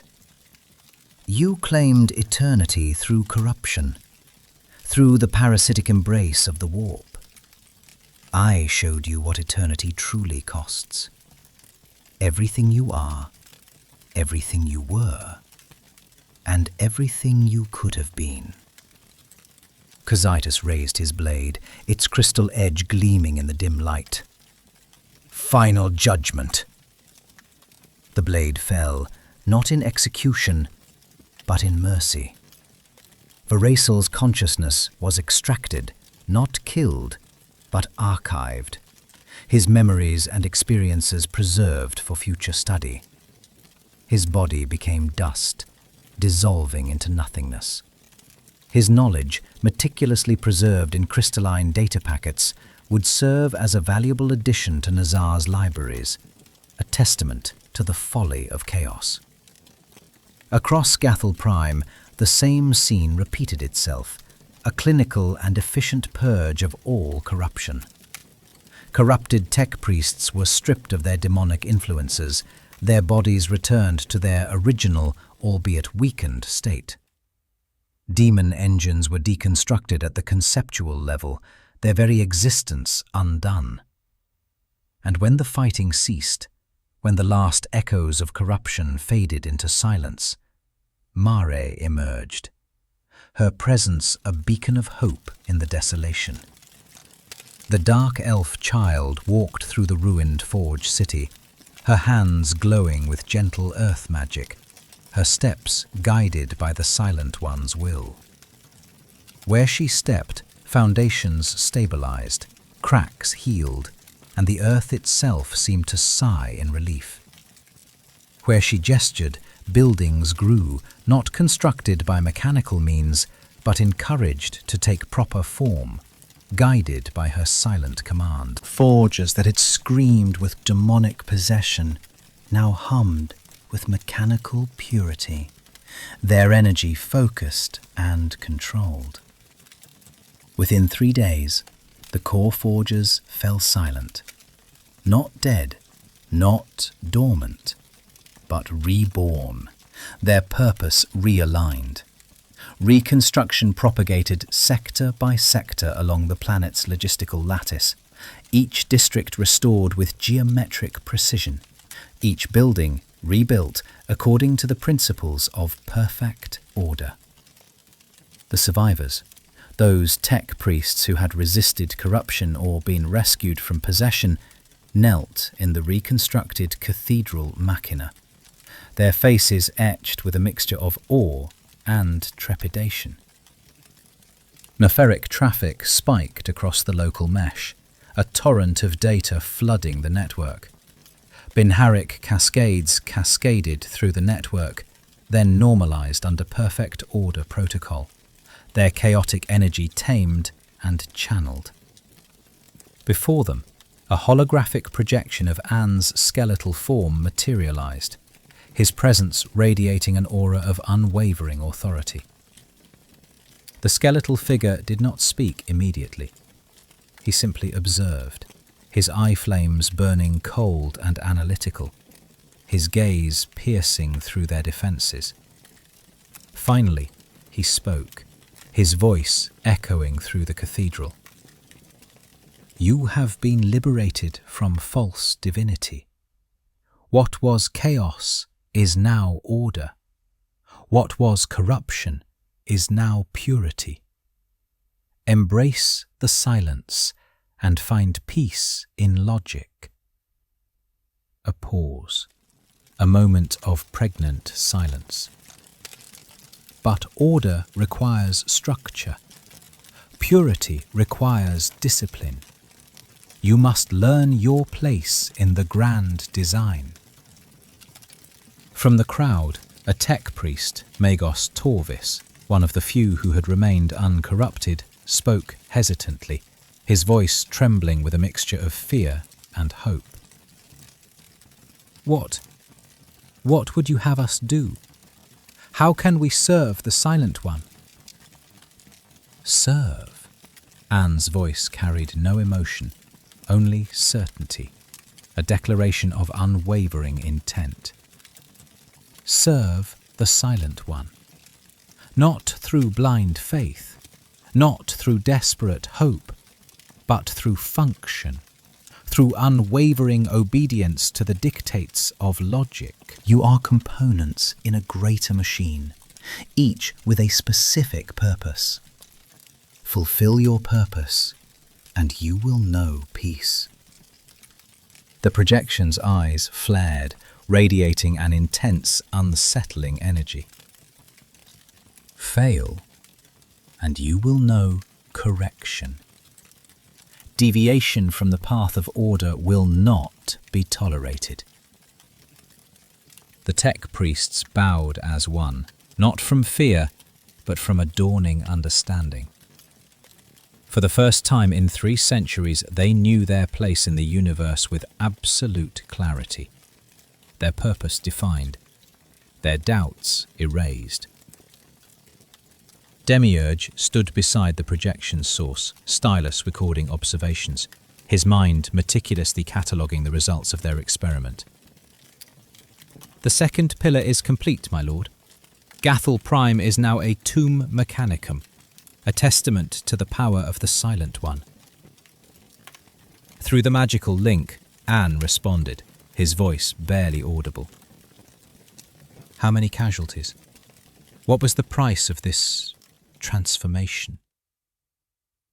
Approximately 2.8 million corrupted heretics eliminated. 800,000 preserved for analysis. 17 million uncorrupted civilians liberated from the grasp of chaos. And our losses? Anne pressed, his skeletal face betraying a hint of concern. None, my lord. The undead legions are efficient, their movements precise and unwavering.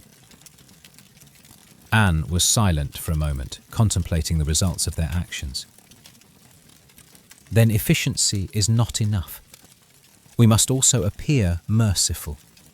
Perception is as important as reality. Ensure reconstruction prioritizes civilian infrastructure, providing shelter and sustenance to the survivors. Let them see that we destroy to rebuild, not merely to conquer.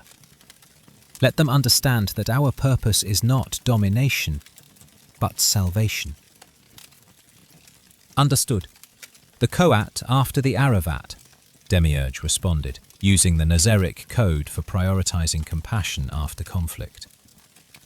Precisely.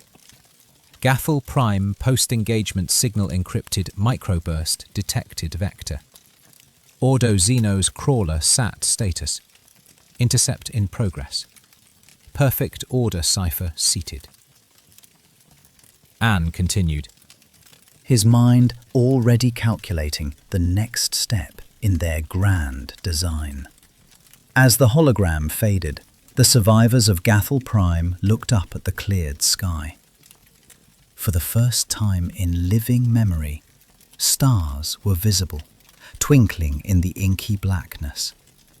No warp taint, no corruption. Just the clean, unadulterated void.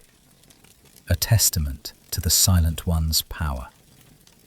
One tech priest whispered to another, his voice barely audible above the hum of the newly restored machinery.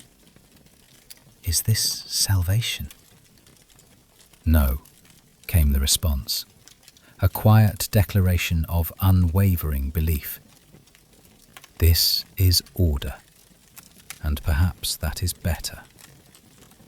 Far above in the fleet, Kakitus observed the planet through frost-covered viewports, his gaze unwavering. Mare stood beside him, exhausted but proud, her hands still glowing faintly with earth magic. Did we do good, Cositis-sama? The warrior of ice nodded slowly, his insectoid face betraying a hint of something akin to satisfaction. We did what was necessary. We followed the Silent One's will. Lord Anne will judge if it was good, if our actions were in accordance with the grand design. And in Nazar, deep beneath Ravenor's rest, Anne sat upon his throne, observing reports from Gathal Prime, his eye flames burning with cold calculation. Albedo approached with a data slate, his golden eyes reflecting the glow of the screen. My lord, the Imperium will not ignore this. 2 Forge Worlds converted in a matter of weeks. Their response will be swift and decisive. Let them notice. Anne's skeletal fingers drummed on the throne's armrest, his expression unreadable. Every world we save is a world that questions Terra's authority, a seed of doubt planted in the hearts of the faithful. Every soul we liberate is a crack in the Imperium's foundation, a weakness that can be exploited. He stood, his skeletal frame radiating an aura of quiet power. We are not building an empire, Albedo.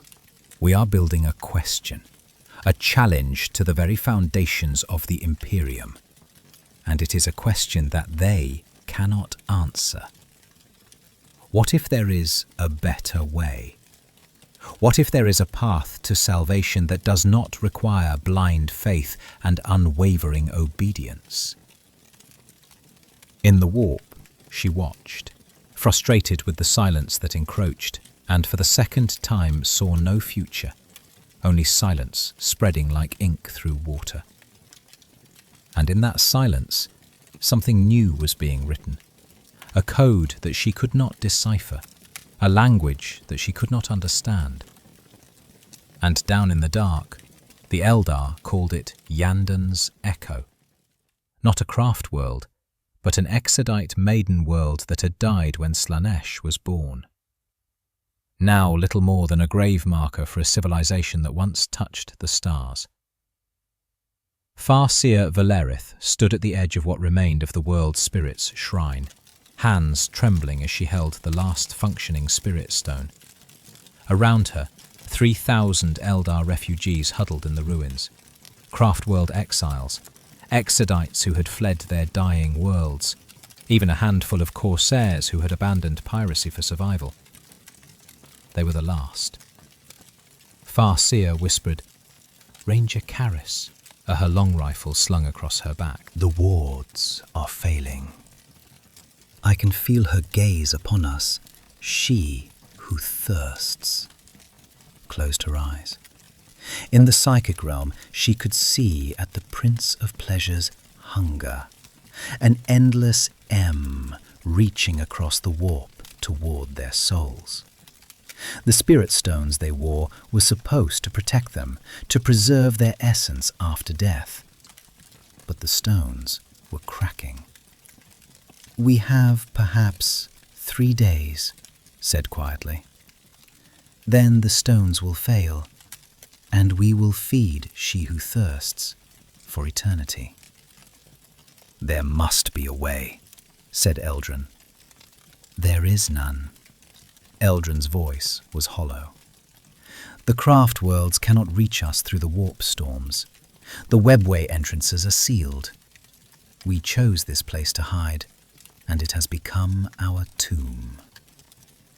A child, barely 50 years old by Eldar reckoning, tugged at her robe. "Will it hurt, Farseer, when she takes us?" Valerith had no answer that would not be a lie. The warp screamed, not with she who thirsts laughter, but with something else. A silence so profound it felt like falling through an endless void. Every psychic sense the Eldar possessed suddenly muted. Valerith's eyes snapped open. "Impossible! The warp doesn't—" From the ruin's edge, figures emerged. Not monkey, not demons, something else entirely. Warriors in black and crimson moving with inhuman grace. At their head walked a woman whose beauty was so perfect it felt wrong, as if someone had taken the concept of elegance and removed every trace of warmth.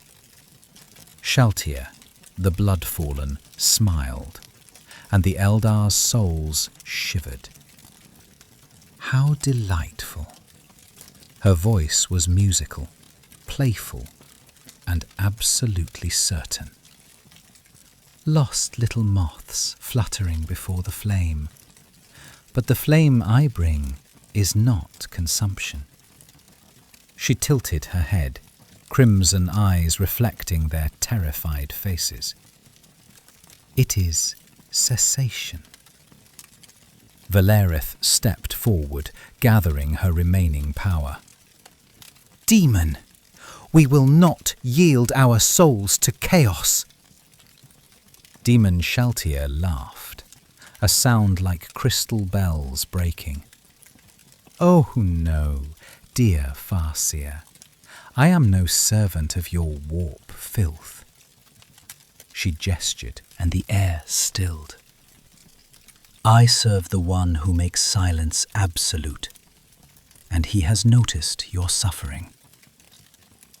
From behind Shaltir, Albedo emerged, golden eyes assessing the Eldar with cold calculation. "These are the specimens Lord Anne requested. Souls bound to Slaanesh through no fault of their own, desperate enough to accept any salvation." Valerith's voice cracked. "What salvation can you offer that death has not already stolen?" Albedo's expression did not change. Death is not an end. It is a transition. What if we could remove the destination, sever your connection to she who thirsts, and give you silence? That's impossible. Once the soul is marked. Nothing is impossible. Shaltier stepped closer, and the Eldar found they could not retreat, not from fear. Their bodies simply would not obey. Only improbable. And my lord specializes in making the improbable inevitable. She raised the spear-like lance, and its tip began to glow, not with warp energy, but with something that felt like the opposite. Anti-existence, the negation of sensation itself. The choice is simple, Shaltier said softly. Submit to our Lord's experiment, and perhaps find freedom from your Prince of Pleasure. Or refuse, and wait for her to feast upon your souls. A pause. Choose quickly. My lord does not appreciate wasted time. Karis raised her rifle. We are Eldar. We will not bow. The rifle froze.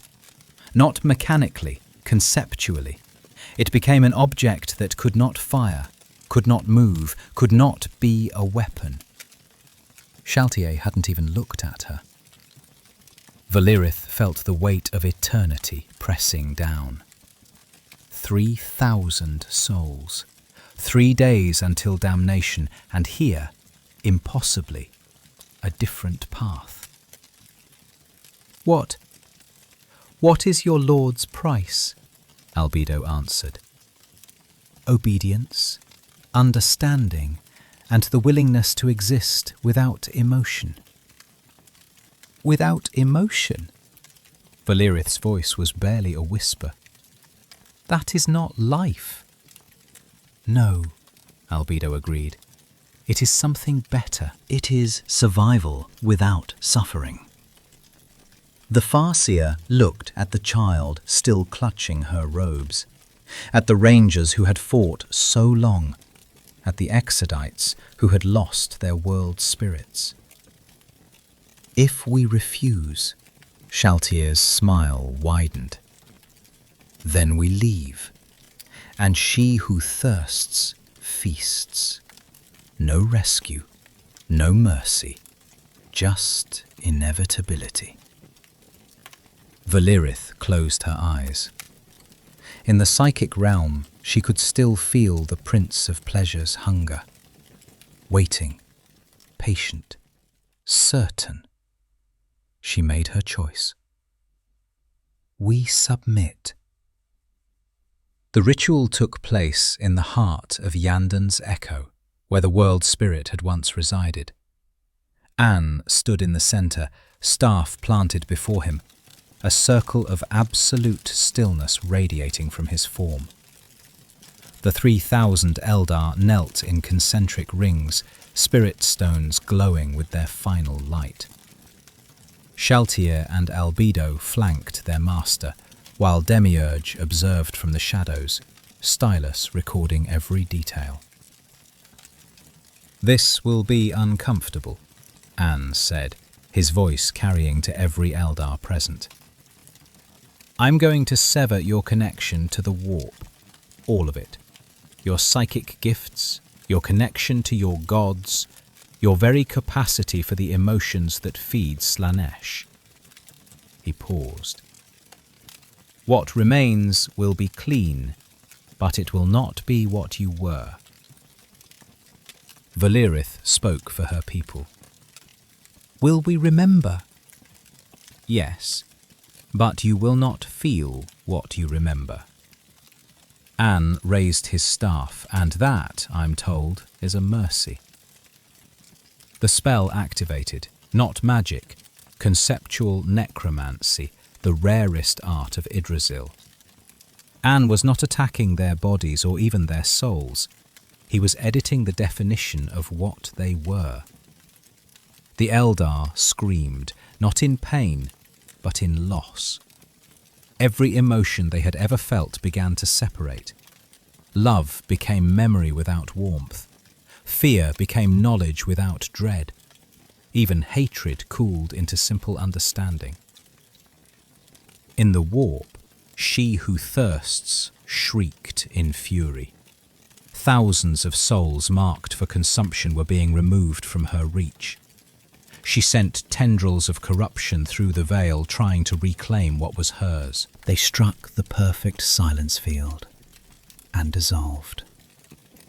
Because Ainz had not severed the Eldar from the warp through force, he had simply made them irrelevant to it.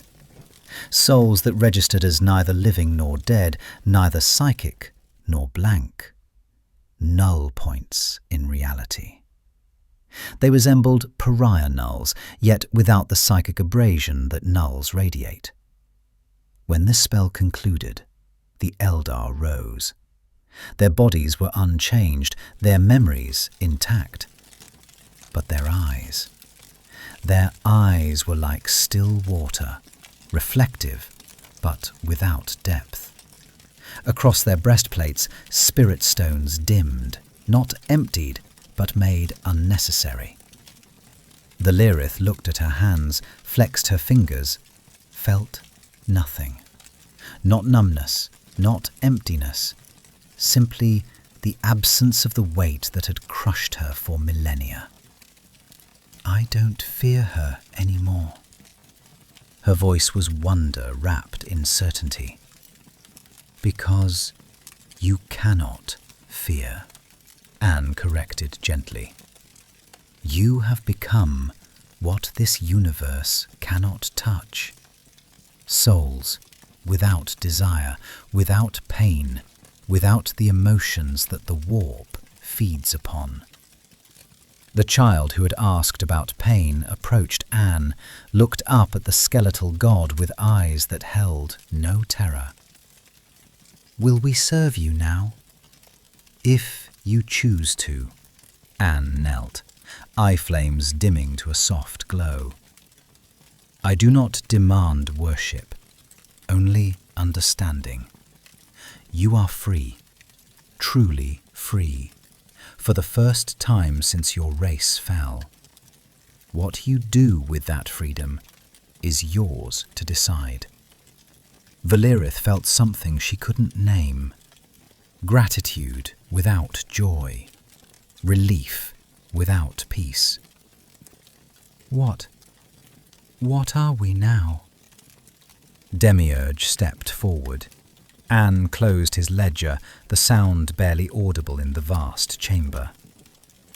You are the silent choir, the first beings in this universe to exist in perfect stillness, he declared, his voice resonating with ancient power. He gestured towards the swirling nebulae visible through the panoramic viewport. In time, you will learn to sing again, not with the discordant emotions that plagued your past, but with the pure, unadulterated truth. And that song will spread, a balm upon the chaos. The Eldar exchanged glances, their faces etched with a mixture of confusion and tentative hope. 3,000 souls, each bearing the scars of millennia of torment, now stood in a silence so complete, so profound, it felt like the sanctuary they had long despaired of ever finding. Karis, the ranger, her eyes reflecting the wisdom of countless campaigns, was the first to kneel. We will serve the Silent One, she stated, her voice devoid of fear, untainted by blind faith. She looked up at Ainz, her gaze unwavering. From logic, because anything else would be inefficient. One by one, the others followed suit, their movements fluid and graceful despite the weight of their past. Ainz observed them, his skeletal skull tilting slightly, as if analysing their intentions. Rise, he commanded, the word carrying the weight of ages. Those who kneel from choice stand taller than those who kneel from command. They rose, their movements now imbued with a newfound lightness. For the first time in their long, tumultuous lives, they moved without the crushing weight of prophecy, without the suffocating burden of their race's guilt. A collective sigh, unheard yet palpable, swept through the chamber. In Nazar, Albedo meticulously compiled her report, her fingers flying across the data slate. "The experiment succeeded beyond projections, my lord," she announced, her voice tinged with undisguised satisfaction. "Zero warp signature emanating from the subjects. Slanesh's connection severed permanently. Subjects retained full cognitive function, memory and physical capability, and the emotional capacity removed, as designed." Anne rose from his obsidian throne, the movement slow and deliberate, his gaze piercing. He began to pace, his footsteps echoing softly in the vast chamber. "This confirms Demiurge's theory," he mused, his voice echoing with a hint of something akin to triumph. Warp-based entities require emotional energy to interact with souls. Remove the emotion, and the soul becomes invisible to them, a ghost in the Imperium. Shall we expand the protocol? Albedo's eyes gleamed with ambition, her voice barely concealing her eagerness. Apply it to human populations. No. Anne's tone was firm, absolute. The word brooked no argument. Humans require hope to function. Remove their emotions, and you remove their will to survive. You create husks, not soldiers. He turned to face her, his gaze unwavering.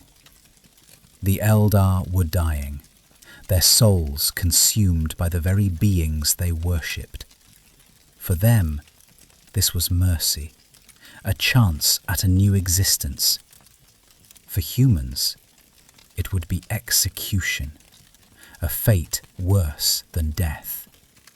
He gestured towards the viewing portal, where the silent choir was boarding sleek, black transport ships. We save those who can be saved without destroying what makes them. Them. The Eldar had already lost themselves, their identities fractured beyond repair. We merely gave them a new definition, a new purpose. Far across the galaxy, within the labyrinthine depths of the Black Library, Eldrad Ulthran, the venerable Farseer of Ulthwé, felt a disturbance in the warp. Thousands of Eldar souls had simply vanished from his sight, as if snuffed out of existence. Not consumed by she who thirsts, not destroyed by some cataclysmic event, but simply gone, as if erased from the warp's very memory. A cold dread gripped his heart. He consulted the ancient runes, their surfaces swirling with arcane energies. The answer that came sent a chill down his spine, turning his blood to ice. Silence has learned to save. Soon, it will learn to conquer. On Yandan's Echo, now renamed Haven's Rest, the silent choir stood in perfect formation, their figures silhouetted against the crimson sky. 3,000 voices that would never scream in terror, never weep in sorrow, never sing with joy, but would echo with the unwavering truth of perfect order. Shaltier observed them with quiet satisfaction, his expression betraying a hint of pride. "They're beautiful in their stillness," he murmured, his voice barely audible above the gentle hum of the atmosphere processors. Albedo nodded in agreement. Lord Anne has proven that salvation need not come from gods of light or darkness, from benevolent deities or malevolent entities. It can come from the absence of both, from the stark, unyielding reality of order. "And what do we call this?" Shaltier asked, turning to Albedo, his brow furrowed in thought. "This new philosophy, this way of life." "Mercy without compassion," Albedo replied, her voice devoid of emotion. "Order without tyranny. The foundation of what we are building, the cornerstone of our new reality." The silent choir boarded sleek Nazarick voidcraft, their hulls veiled by the same null field that had unmade their fear, the same technology that rendered them invisible to the denizens of the warp. The first Eldar convert to the cult of perfect order spoke, her voice carrying absolute clarity, her words resonating with the unwavering conviction of the newly converted. "We were dying in the light of false hope, clinging to the promises of capricious gods. We were burning in the insatiable hunger of false gods, our souls devoured by our own desires. Now we stand in silence, and silence has made us free." Nihilus local rumor. Silent Elar cited. Rude Veritas 9, unconfirmed. The cryptic message, transmitted through a network of clandestine operatives, hinted at the seismic shift occurring in the galaxy. And in the warp, she who thirsts raged, her power thwarted, her hunger denied.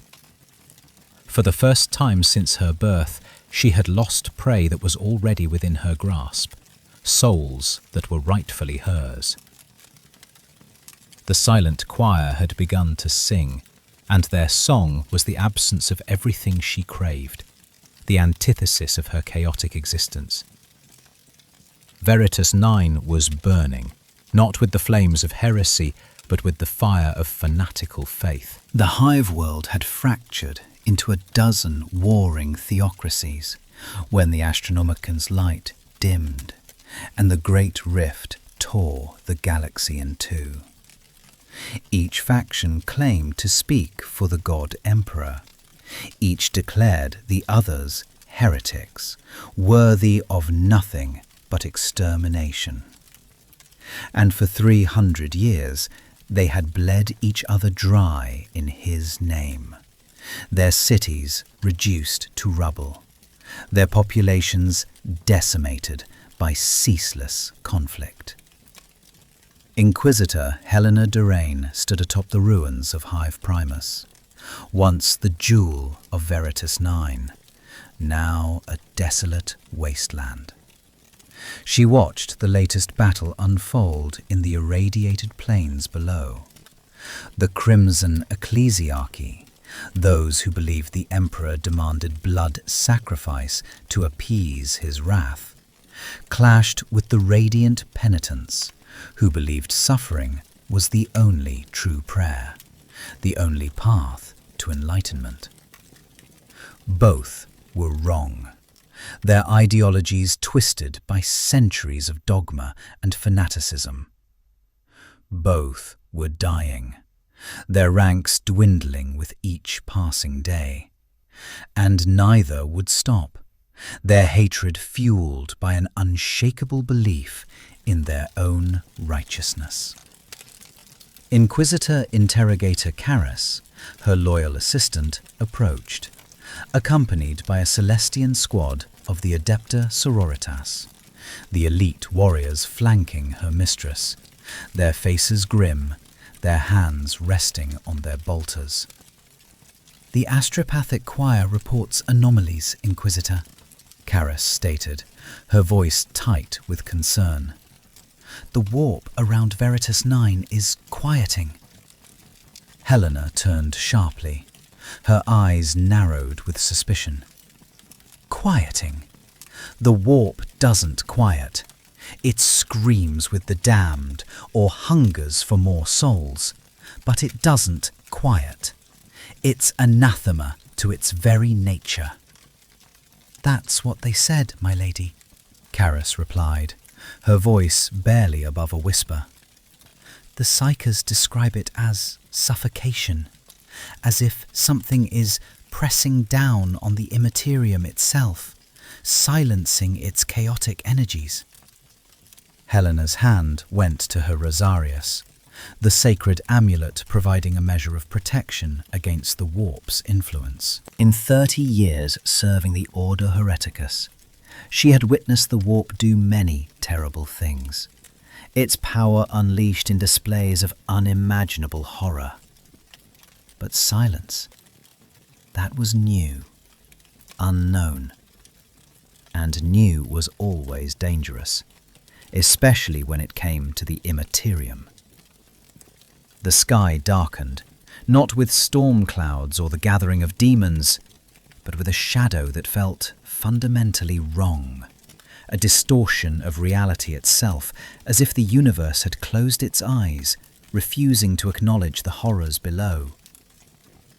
From the void descended ships, black and impossibly geometric, defying the graceful curves of imperial design. They moved with a precision that made her Auspex readers shriek conflicting data, their movements too perfect, too calculated to be natural. They landed not in the ruined hive cities, but in the ash wastes between the warring factions, the neutral ground that had been bathed in blood for centuries, the no-man's land where hope had long since died.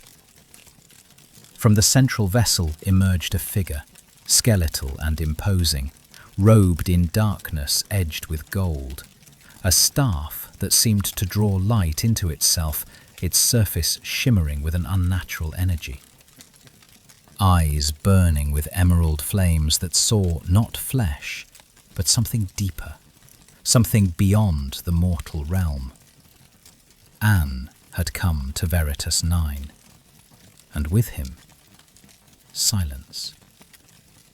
The warlords of Veritas 9 were not subtle men, their minds clouded by faith and blind ambition. Cardinal General Vogt of the Crimson Ecclesiarchy arrived first, flanked by his penitent engines, half-dead heretics bound in walking torture devices, their screams a testament to the glory of suffering. His augmented jaw clicked as he spoke through Vox amplifiers, his voice amplified and distorted by the technology. Identify yourself, Xenos. This world belongs to the God Emperor. Begone, lest you feel his divine wrath.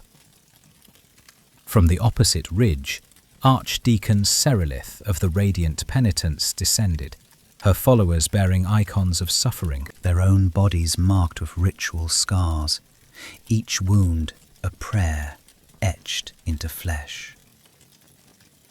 The Emperor speaks through pain, skeletal abomination. You will know his agony, for only through suffering can we achieve salvation. Anne observed them both with the detached curiosity of a scholar examining specimens under a microscope, his expression unreadable. Then he spoke, not through Vox technology, not through psychic projection, but directly into their minds, his voice simply present in the air, in the ground, in the very hearts of those who heard it, etching itself into the consciousness of everyone present. I am not Xenos. I am not demon, he declared, his voice resonating with an ancient power that dwarfed their petty squabbles. He planted his staff into the ashen ground, and the very earth beneath it yielded, transforming into flawless, perfectly level stone, smoothing itself with impossible geometric precision, defying the laws of physics. I am the end of your suffering, and the beginning of your understanding." Vogt responded with a grating, mechanical laugh that echoed across the ravaged landscape, a sound devoid of humour, filled only with arrogance and contempt. "You dare speak of ending suffering? Suffering is holy. It is the Emperor's divine gift, bestowed upon us to test the faithful, to prove our worth." "No." Anne's voice resonated with absolute, unwavering certainty, cutting through Vogt's bravado like a knife. "Suffering is inefficient. It serves no purpose other than to breed more suffering, to perpetuate a cycle of violence and despair." He raised a skeletal hand, the bones stark against the crimson sky, a gesture that commanded attention. "I will show you what true devotion looks like." The ground trembled, but this was no earthquake, no artillery bombardment. Instead, the ashen wastes simply settled, as if sighing under an immense weight, the centuries of conflict erased in an instant. Centuries of battle-scarred terrain flattened into a field of smooth, featureless stone. A blank canvas upon which a new reality could be painted. The toxic miasma, the noxious cloud that had choked the air for generations, evaporated.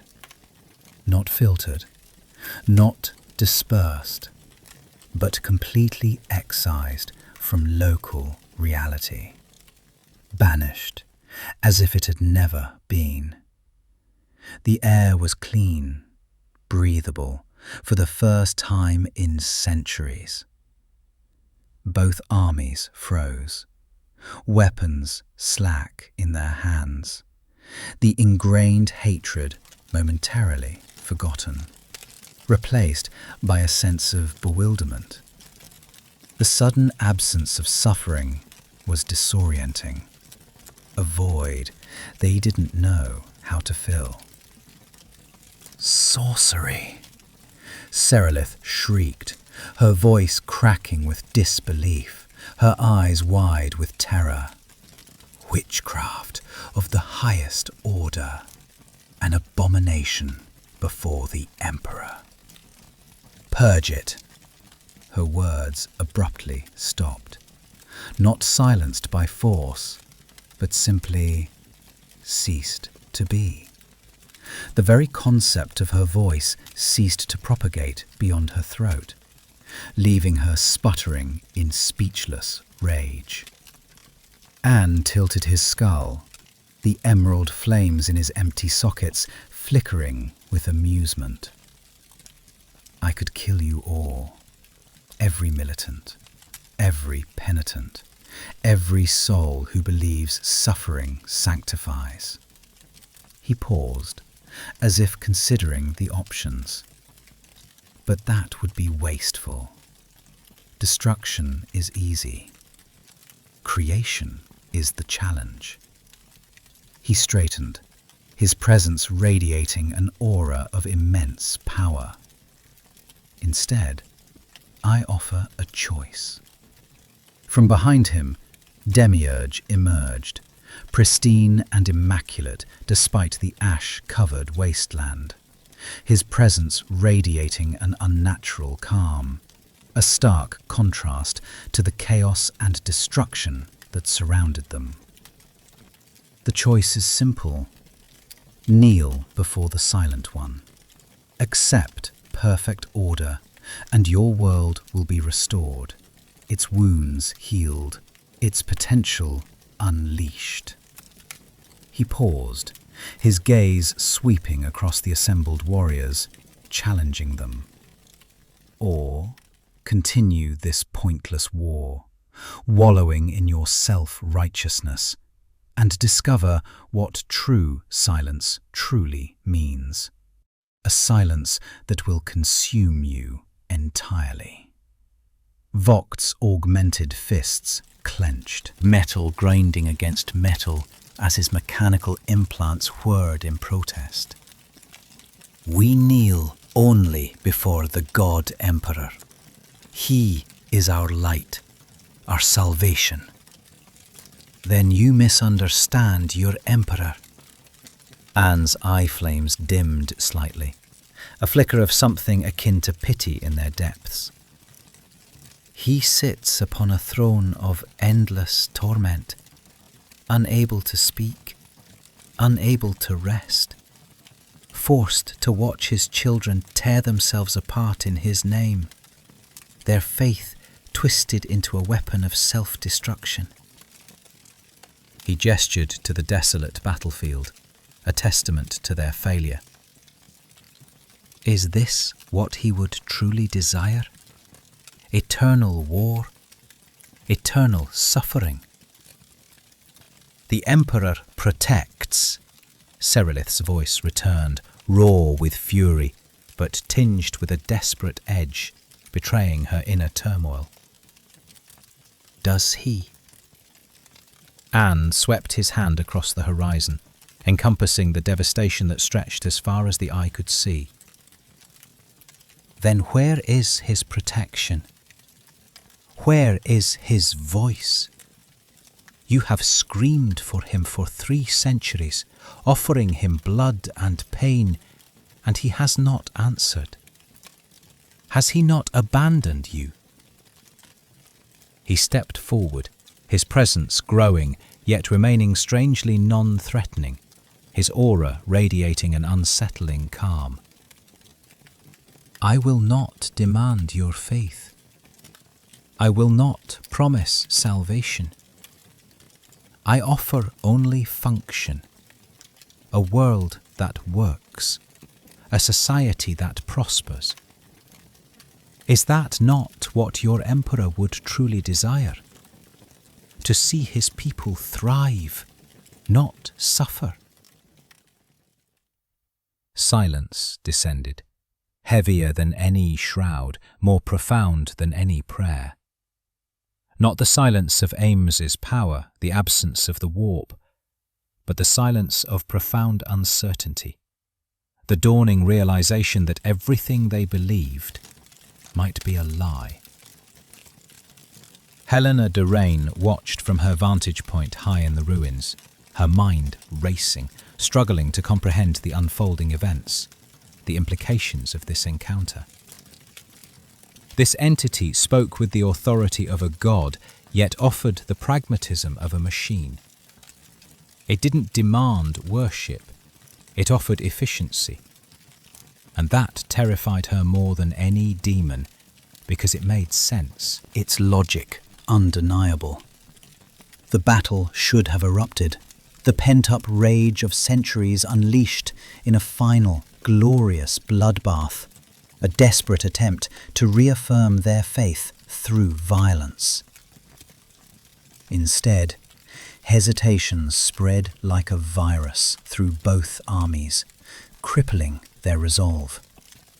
Warriors who had fought since birth looked at each other not with hatred, but with the question that had been buried deep beneath layers of fanatical faith. Why? Ainz raised his staff, the movement deliberate, measured, drawing all eyes to its shimmering surface. "I will demonstrate," he announced, his voice echoing across the wasteland. From the wastes, a child's cry echoed, a sound that cut through the silence like a blade. A survivor from a recent skirmish, bleeding out from shrapnel wounds, abandoned amidst the carnage. Vox forces had deemed her untested by suffering, unworthy of consideration. Serelith's followers had declared her unworthy of pain's lesson, abandoned to her fate. Both sides had simply left her to die, a casualty of their endless war. Ainz gestured towards the child with his staff. The child's wounds closed, not healed in the conventional sense, but undone, as if the very concept of her injury had been erased from the timeline. The bleeding stopped, the torn flesh knitted back together, the pain vanished. She stood whole, confused, staring at hands that should have been missing fingers, her eyes wide with disbelief. "This is what I offer," Ainz said quietly, his voice carrying across the silent battlefield, his words imbued with power. Not suffering, not hope, simply correction. A world where such needless tragedies do not occur. He turned to face the armies, the emerald flames in his eyes piercing their very souls. "Choose." Vokt's voice crackled over his voxcaster, betraying a hint of desperation, his carefully constructed facade of confidence crumbling. "This is heresy of the highest order, anathema to the Emperor's teachings." A penitent engine at his side suddenly shuddered and stopped, its mechanical limbs grinding to a halt.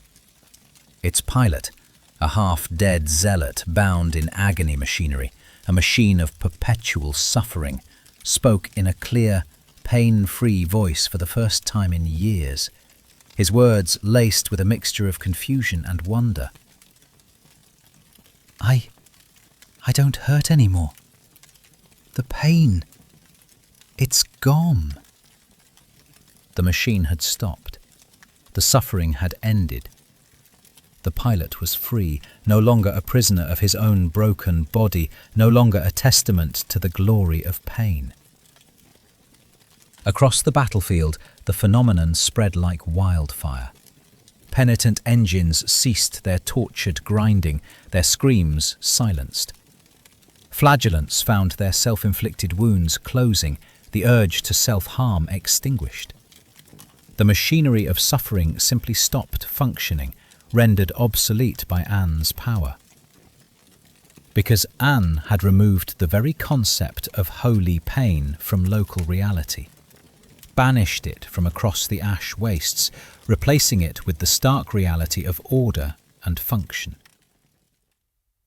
Serelith fell to her knees, not in prayer, but in stunned shock, her carefully constructed world crumbling around her. The suffering, the Emperor's test, it's gone. What have you done? It was never his test. Ainz stood before her, towering yet somehow not threatening, his presence radiating an unsettling calm, a promise of peace. It was yours, and you failed it by believing cruelty was faith, by mistaking suffering for devotion. One by one, warriors lowered their weapons, not from fear, but from exhaustion, from the sudden, dawning realization that the war they'd fought for centuries had no purpose beyond its own perpetuation, a pointless cycle of violence and despair. Helena descended from the ruins, her retinue tense, hands hovering near their weapons, ready to defend their inquisitor from any perceived threat. She approached Ainz directly, her hand resting on her bolt pistol, not to threaten, but for comfort.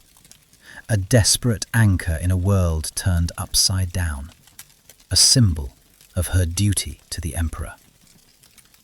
"What are you?" she demanded, her voice tight with suspicion, her mind struggling to reconcile what she had seen with everything she believed. "What in the Emperor's name are you?" Ainz regarded her with those emerald flames, his gaze piercing, unreadable, as if he were looking into the depths of her soul. "I am what happens when order becomes absolute, when chaos is extinguished, when death learns patience, waiting for its appointed time." He gestured to the pacified armies, the silent engines of war, the wasteland transformed into a blank slate. I am the answer to the questions you have been too afraid to ask. He paused, his voice echoing in the sudden quiet, his words carrying the weight of ages. Your Imperium cannot provide peace without hope, function without faith. It demands obedience, but offers no solace. That's not an answer, Helena countered, her voice barely a whisper. No. Anne's tone shifted, becoming almost conversational, as if he were engaging in a philosophical debate rather than issuing an ultimatum. It's an offer. Your world dies in holy war, consumed by its own fanaticism, or it lives in silent service, dedicated to order and function. There is no third option. The choice is yours. Helena's training screamed at her. Every inquisitorial protocol demanded she declare Exterminatus, cleanse this heresy with fire, eradicate this Xenos abomination before it could spread. But looking at the child who had been saved, at the warriors who had stopped fighting, at the penitent freed from their torment, could she condemn them all to death, simply because they had found a different path? If we kneel to you, she said slowly, the words tasting like dust in her mouth, each syllable a betrayal of everything she held sacred. What happens to our faith in the Emperor? Do we abandon our God? Keep it. Anne turned away, dismissing the question with a wave of his skeletal hand, his lack of concern more unsettling than any threat. I do not demand you abandon your God. I demand you stop killing each other for him. Pray in silence. Serve in function. And if your Emperor truly watches, if he truly cares for his children. He paused, a flicker of something unreadable in those emerald flames, a hint of ancient knowledge. Perhaps he will appreciate the quiet. Vafta Action Summary Fragment. Designation Null, Zulrich. FR03. Theatre. Veritas Ian, alias the Silent Emperor. Action. Pacification and Reconstruction. Combatants. 42 million estimated. Casualties. 847,000 purged during pacification.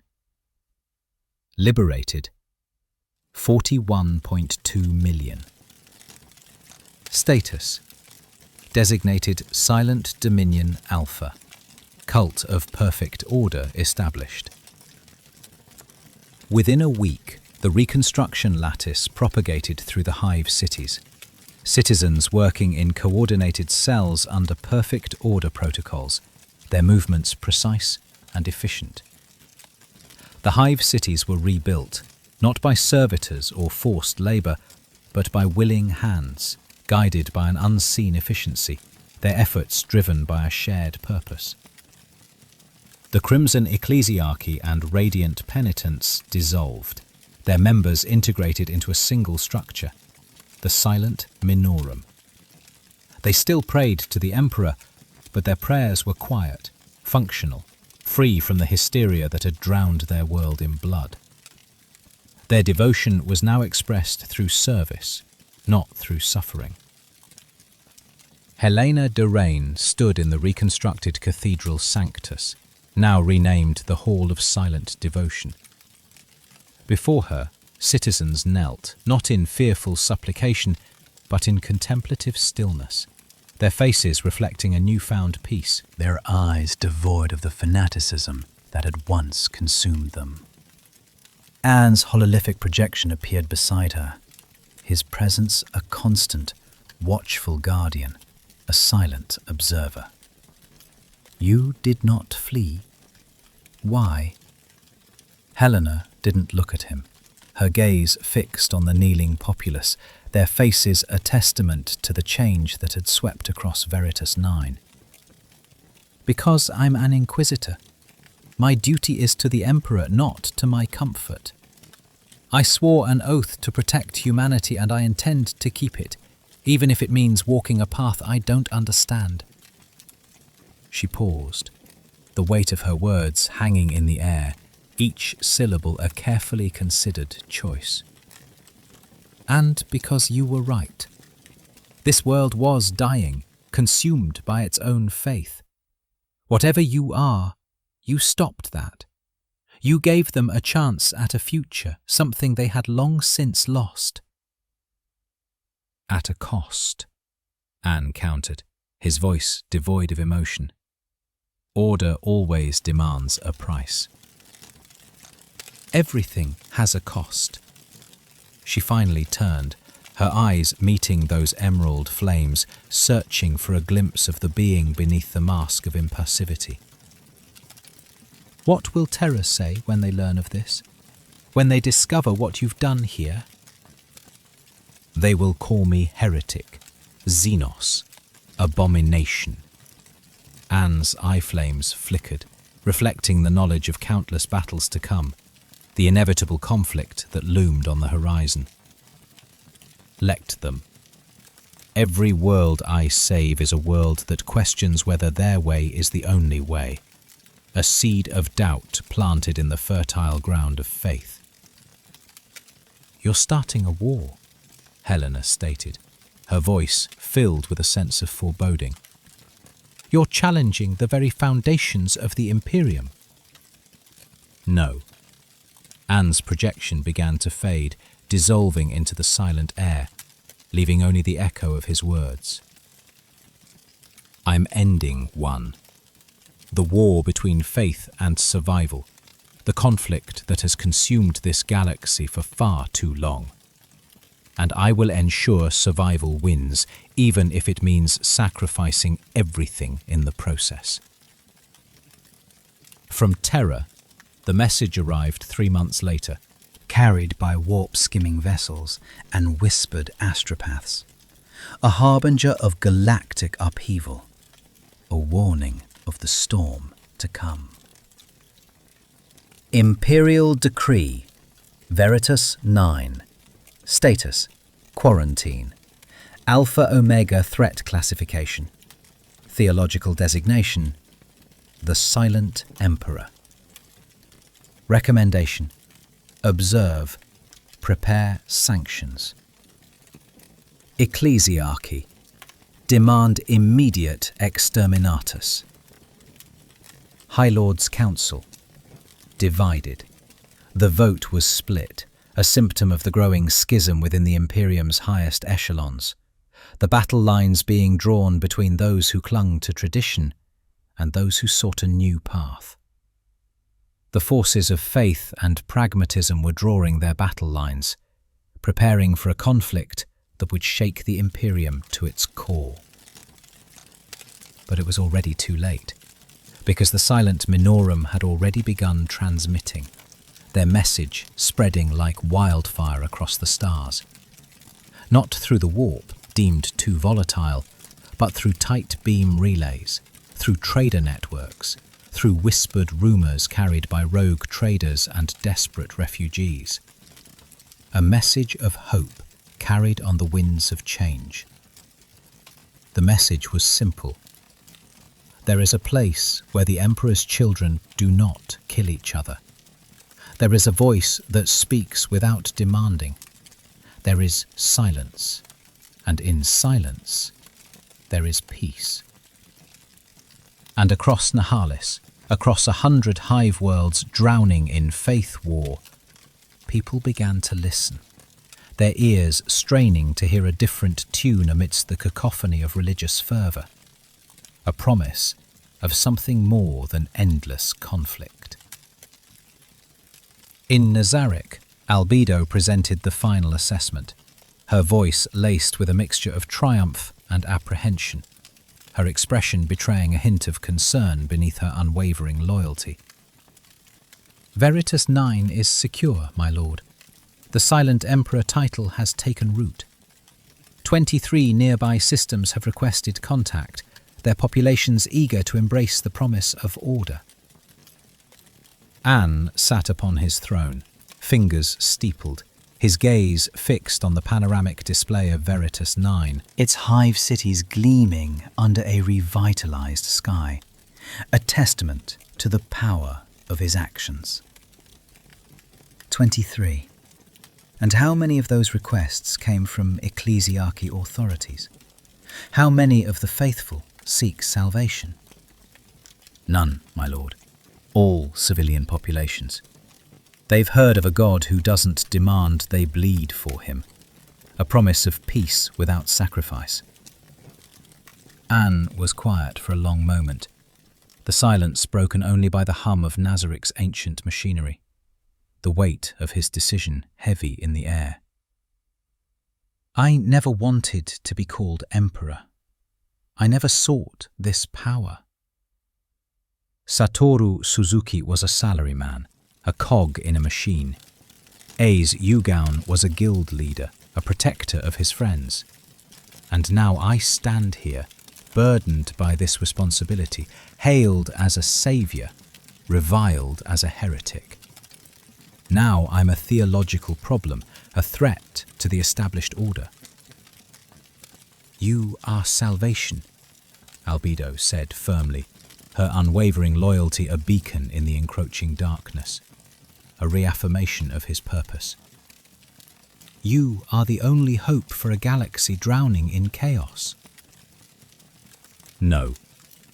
Anne looked out at the projection of Veritas 9, peaceful, productive, silent. I'm simply practical. And in a galaxy drunk on faith, practicality looks like divinity. Far away in the warp, the chaos gods stirred, their chaotic energies churning with a nascent unease, their power threatened by an unforeseen force. They had felt worlds slip from their grasp before, consumed by rival powers, lost to the void. But never like this. Never with such finality. Veritas 9 was not dead, its population eradicated. It was not corrupted, its souls twisted by the promise of power. It was simply absent. A hole in the fabric of belief where once there had been screaming devotion. A void where chaos could no longer take root. And that hole was spreading, threatening to unravel the very foundations of their power, the very essence of their existence. Tinch peered through 1,000 eyes and saw only static, a wall of silence that defied his perception. Where futures should branch, offering endless possibilities, there was only a single, unwavering line. A chilling certainty that he could not alter. Where possibility should bloom, offering a harvest of souls, there was only chilling certainty, an impenetrable barrier to his influence.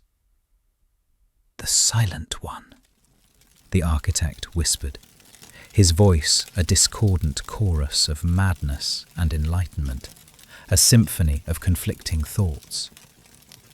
Is writing a new story, and we are not in it. Our influence wanes, our power diminishes. We must find a way to break the silence, to reclaim what is rightfully ours. The ecclesiarchy called it the Purification Fleet.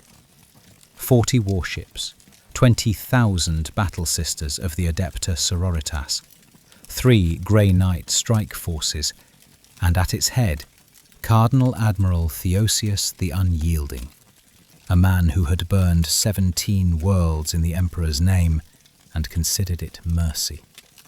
A man whose faith was a weapon forged in the fires of righteous zeal. Their target, Veritas 9.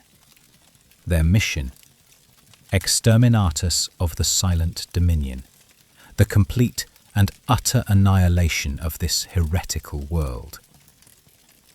Theosius stood on the bridge of the divine wrath, his power armor gleaming with purity seals and litanies of devotion, each inscription a testament to his unwavering faith.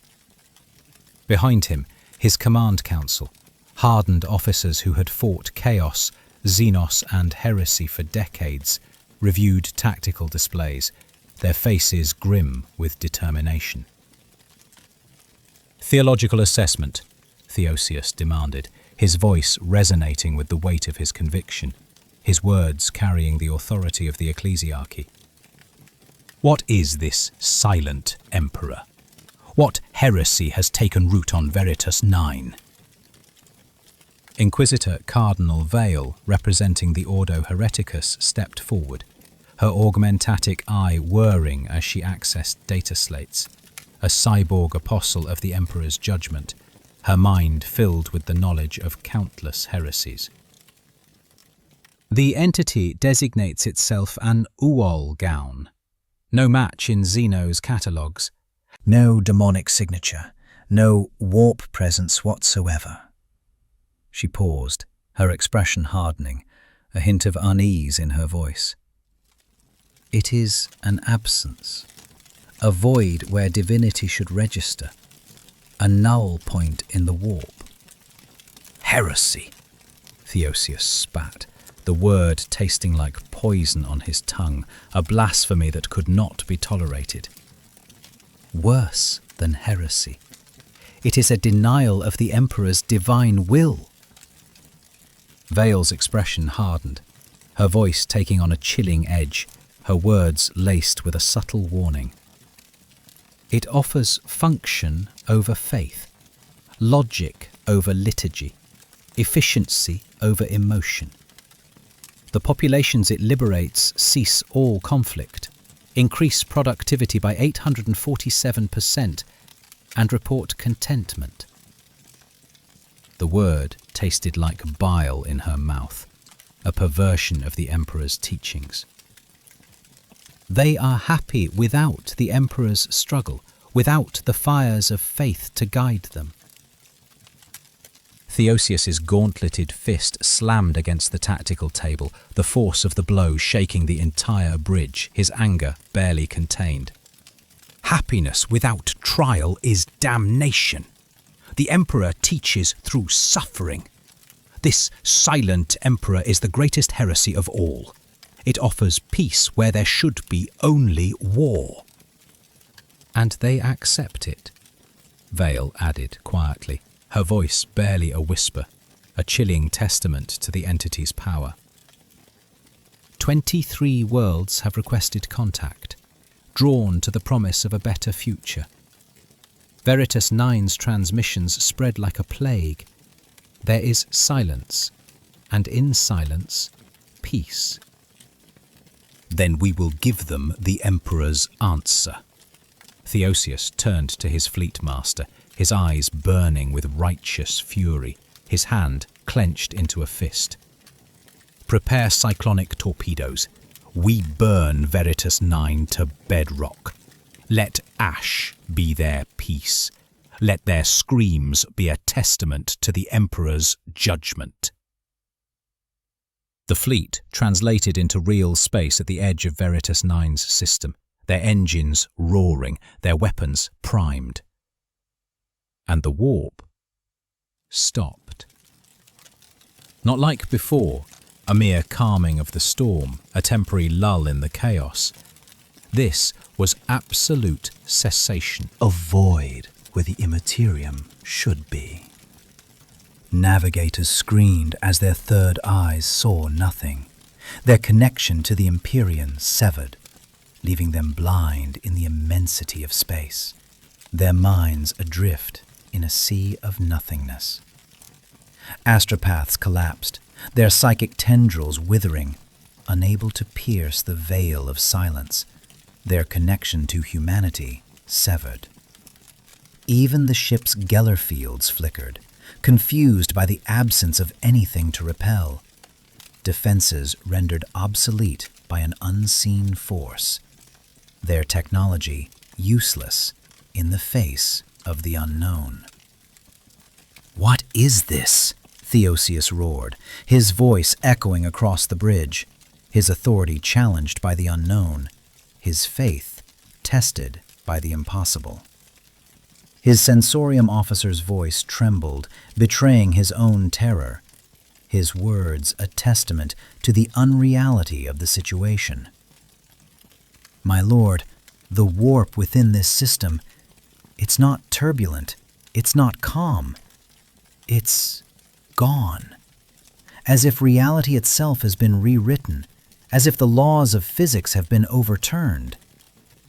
On the view screen, Veritas 9 hung in perfect stillness, a sapphire jewel in the void, its beauty a stark contrast to the chaos and destruction that the fleet had brought. No orbital debris, no defense platforms, no signs of preparation for war. Just a planet, silent and watching. Then, from the planet's surface, a transmission, not vox, not psychic, not transmitted through any known technology. It simply appeared in every bridge, every ready room, every warrior's mind, bypassing all defenses, all firewalls, its presence undeniable.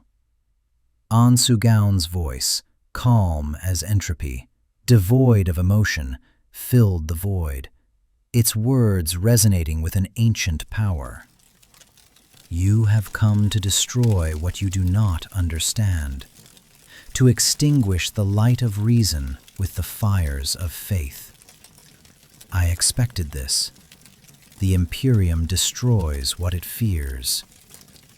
A pause, a pregnant silence that weighed heavier than any accusation. A moment for the gravity of his words to sink in. "But I will not allow you to harm those under my protection. Turn back. This is your only warning."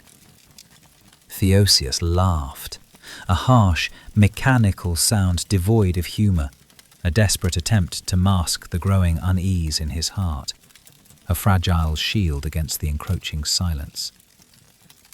Threats from a Xenos pretender. Battle Sisters, prepare for planetary assault. Grey Knights, ready sanctification rites. We will cleanse this world in the Emperor's name, and their screams will echo across the stars. The fleet's weapons went dark. Not damaged, not disabled, not sabotaged by some unseen enemy. Simply inert. Every plasma cannon, every macro battery, every torpedo tube registered as unable to achieve hostile function, their lethal potential nullified by an unseen hand, their purpose denied by an unknown force. Impossible. The gunnery master frantically worked his controls, sweat beading on his brow, his fingers dancing across the console in a desperate ballet of commands, his efforts futile. The weapons are functional, the systems are online, but the ship refuses to classify Veritas 9 as a valid target. It's rejecting the targeting protocols. Demiurge, from orbit, had introduced a new parameter into local reality, a logical paradox that bound even the most advanced Imperial weaponry, a loophole in the Imperium's own logic. Veritas 9 could not be harmed by those who claimed to serve its protection, and the Imperium, in its twisted logic, claimed to serve humanity's protection. The logical paradox locked every weapon system, rendering the fleet impotent in the face of the unknown, a fleet of warships reduced to floating hulks. Theosius's face purpled with rage, the veins in his neck bulging with fury, his frustration reaching a boiling point. Then we board. Sisters of Battle, drop pods. Grey Knights, teleportarium assault.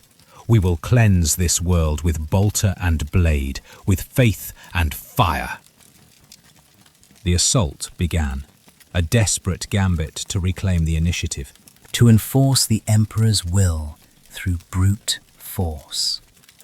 A gamble that would determine the fate of Veritas 9. Thousands of drop pods screamed towards Veritas 9's surface, burning through the atmosphere in fiery trails, carrying the warriors of faith to the battle below. Grey knights materialized in silver flashes within. The weapons fell silent, a symphony of inaction observed across the battlefield. Workers, hands calloused and weary, laid down their tools, their purpose momentarily suspended. Within the hallowed halls of the silent Minorum, the faithful stood serene, their hands folded in contemplative repose.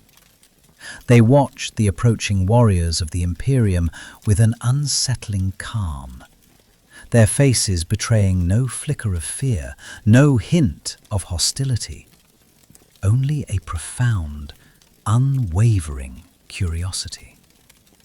Sister Superior Constancia, her face a mask of righteous fury, led her squad through the echoing hall of silent devotion. Her bolter, a symbol of the Emperor's wrath, was raised high, its metallic gleam reflecting the dim light. Her voice, amplified by zealous conviction, rang through the chamber. "Heretics! Where is your false god? Reveal yourselves and face judgment!" From the heart of the assembled devotees, a figure emerged. Keeper Varn, a former archdeacon, stepped forward. The scars that crisscrossed his face were a stark testament to his past fanaticism, a roadmap of the world he had so decisively left behind. But in his eyes, there was no trace of the fire that had once consumed him. Instead, they shone with a newfound serenity, a tranquil acceptance. "He is here," Varn said, his voice low but resonant. "He is always here, as the Emperor is always watching." He swept his hand in a gesture that encompassed the silent worshippers, the tranquil atmosphere of the hall. But we do not need him to speak, to bellow pronouncements and demand sacrifice, to know his will. We find him in the silence, in the contemplation, in the service to humanity. "Blasphemy!" Constancia roared, her face contorted with rage. She raised her bolt pistol, her finger tightening on the trigger. The weapon was poised to unleash the Emperor's divine wrath, to purge the heretical stain from the holy ground. But then, nothing. The trigger wouldn't pull. It wasn't jammed, it wasn't broken, but something else, something inexplicable, held it fast. It was unwilling. The weapon, forged in the fires of faith and technology, recognized its target. It saw human beings, faithful in their own way, non-hostile, and bound by the same paradoxical constraints that now crippled the fleet orbiting above. In his unfathomable wisdom, had refined the protection, ensuring that the weapons of humanity could not harm those who, in their own way, sought to serve humanity's survival. Constancia stared at her pistol in horror, the cold weight of her faith crumbling under the crushing weight of the impossible. "What witchcraft is this? What unholy sorcery binds my weapon?" "Not witchcraft." Ainz's voice echoed through the hall, resonating from the very stones themselves. The voice was deep, melodious, and carried an undeniable weight of authority. He materialized before them, his presence both commanding and, strangely, non-threatening. Correction. Your weapons exist to protect humanity. These people are human. Therefore, your weapons will not fire. He tilted his skull, and the emerald flames in his eyes burned with a cold, unwavering logic. A logic far beyond the comprehension of mortal minds. Logic, pure and absolute. The survival of humanity, unburdened by superstition. From the shadows, Albedo and Demiurge observed, their faces masks of detached curiosity. Shelter lounged against a pillar, her crimson eyes gleaming with amusement, a predatory smile playing on her lips, as if she were watching an elaborate play unfold before her. "This is impossible," Constantia cried, her voice trembling. Her squad, panicked and desperate, raised their bolters, their movements frantic as they sought to break the spell, to reaffirm their faith in the face of the impossible. They pulled triggers with increasing desperation. Nothing, not even a click, not even a spark. The weapons were utterly inert. "The Emperor's weapons serve the Emperor's purpose," A finished, his voice resonating with an undeniable authority. "And his purpose is humanity's survival, not its destruction over theological differences, not its fragmentation in the name of dogma." He gestured towards Varn, the former archdeacon, his face now etched with serene contentment. "This man still prays to your emperor, still believes. He simply does so quietly. Does that warrant death? Does that justify your fury?" Constantia's certainty wavered, hairline cracks appearing in her previously unwavering faith. "The Emperor demands faith. He demands obedience." "Yes." A stepped closer, his skeletal frame towering over her, yet his presence remained strangely non-threatening, even comforting in a way that defied logic. "But does he demand you kill those who worship him differently? Or is that merely what you have been taught? Is that dogma or devotion?" He raised one skeletal hand, offering a choice, a path diverging sharply from the rigid dogma of the Imperium. "I offer you the same choice I offered them. Serve efficiently, protect humanity, or continue this endless cycle of holy violence, this pointless bloodshed." Across the planet, the scene repeated itself with chilling consistency. Grey Knights found themselves unable to activate their force weapons against non-hostile humans, the psychic energies refusing to coalesce, dissipating into nothing. Battle Sisters' flamers refused to ignite when aimed at the faithful, the promethium refusing to flow through the intricate mechanisms. Even orbital bombardment calculations failed, the targeting cogitators returning the same infuriating error. Target does not meet hostility parameters. Cardinal Admiral Theosius watched his meticulously planned crusade collapse in real time. The Emperor's wrath turned impotent by an unseen power. Not through defeat, but through impossibility. The very laws of reality bending to the silent will, the undeniable influence of the silent Emperor. This cannot be." He turned to Vale, his voice a desperate, pleading rasp. "Inquisitor, declare Exterminatus. If we cannot fight, if we cannot convert, then we burn it all. Let the Emperor claim this world through fire.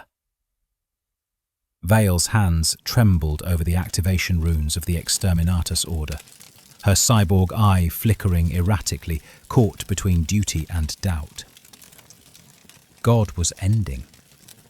The reign of deities, the era of whispered prayers and thunderous pronouncements from on high, was drawing to a close.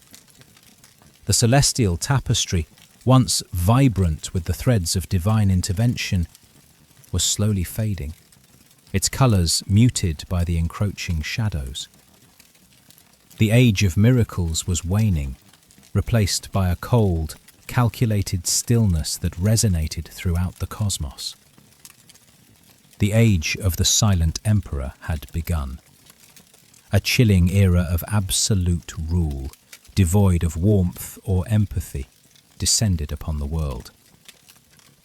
The emperor, a figure shrouded in mystery and whispered fears, held dominion not through benevolence or wisdom, but through an unyielding, silent force that crushed dissent and stifled hope.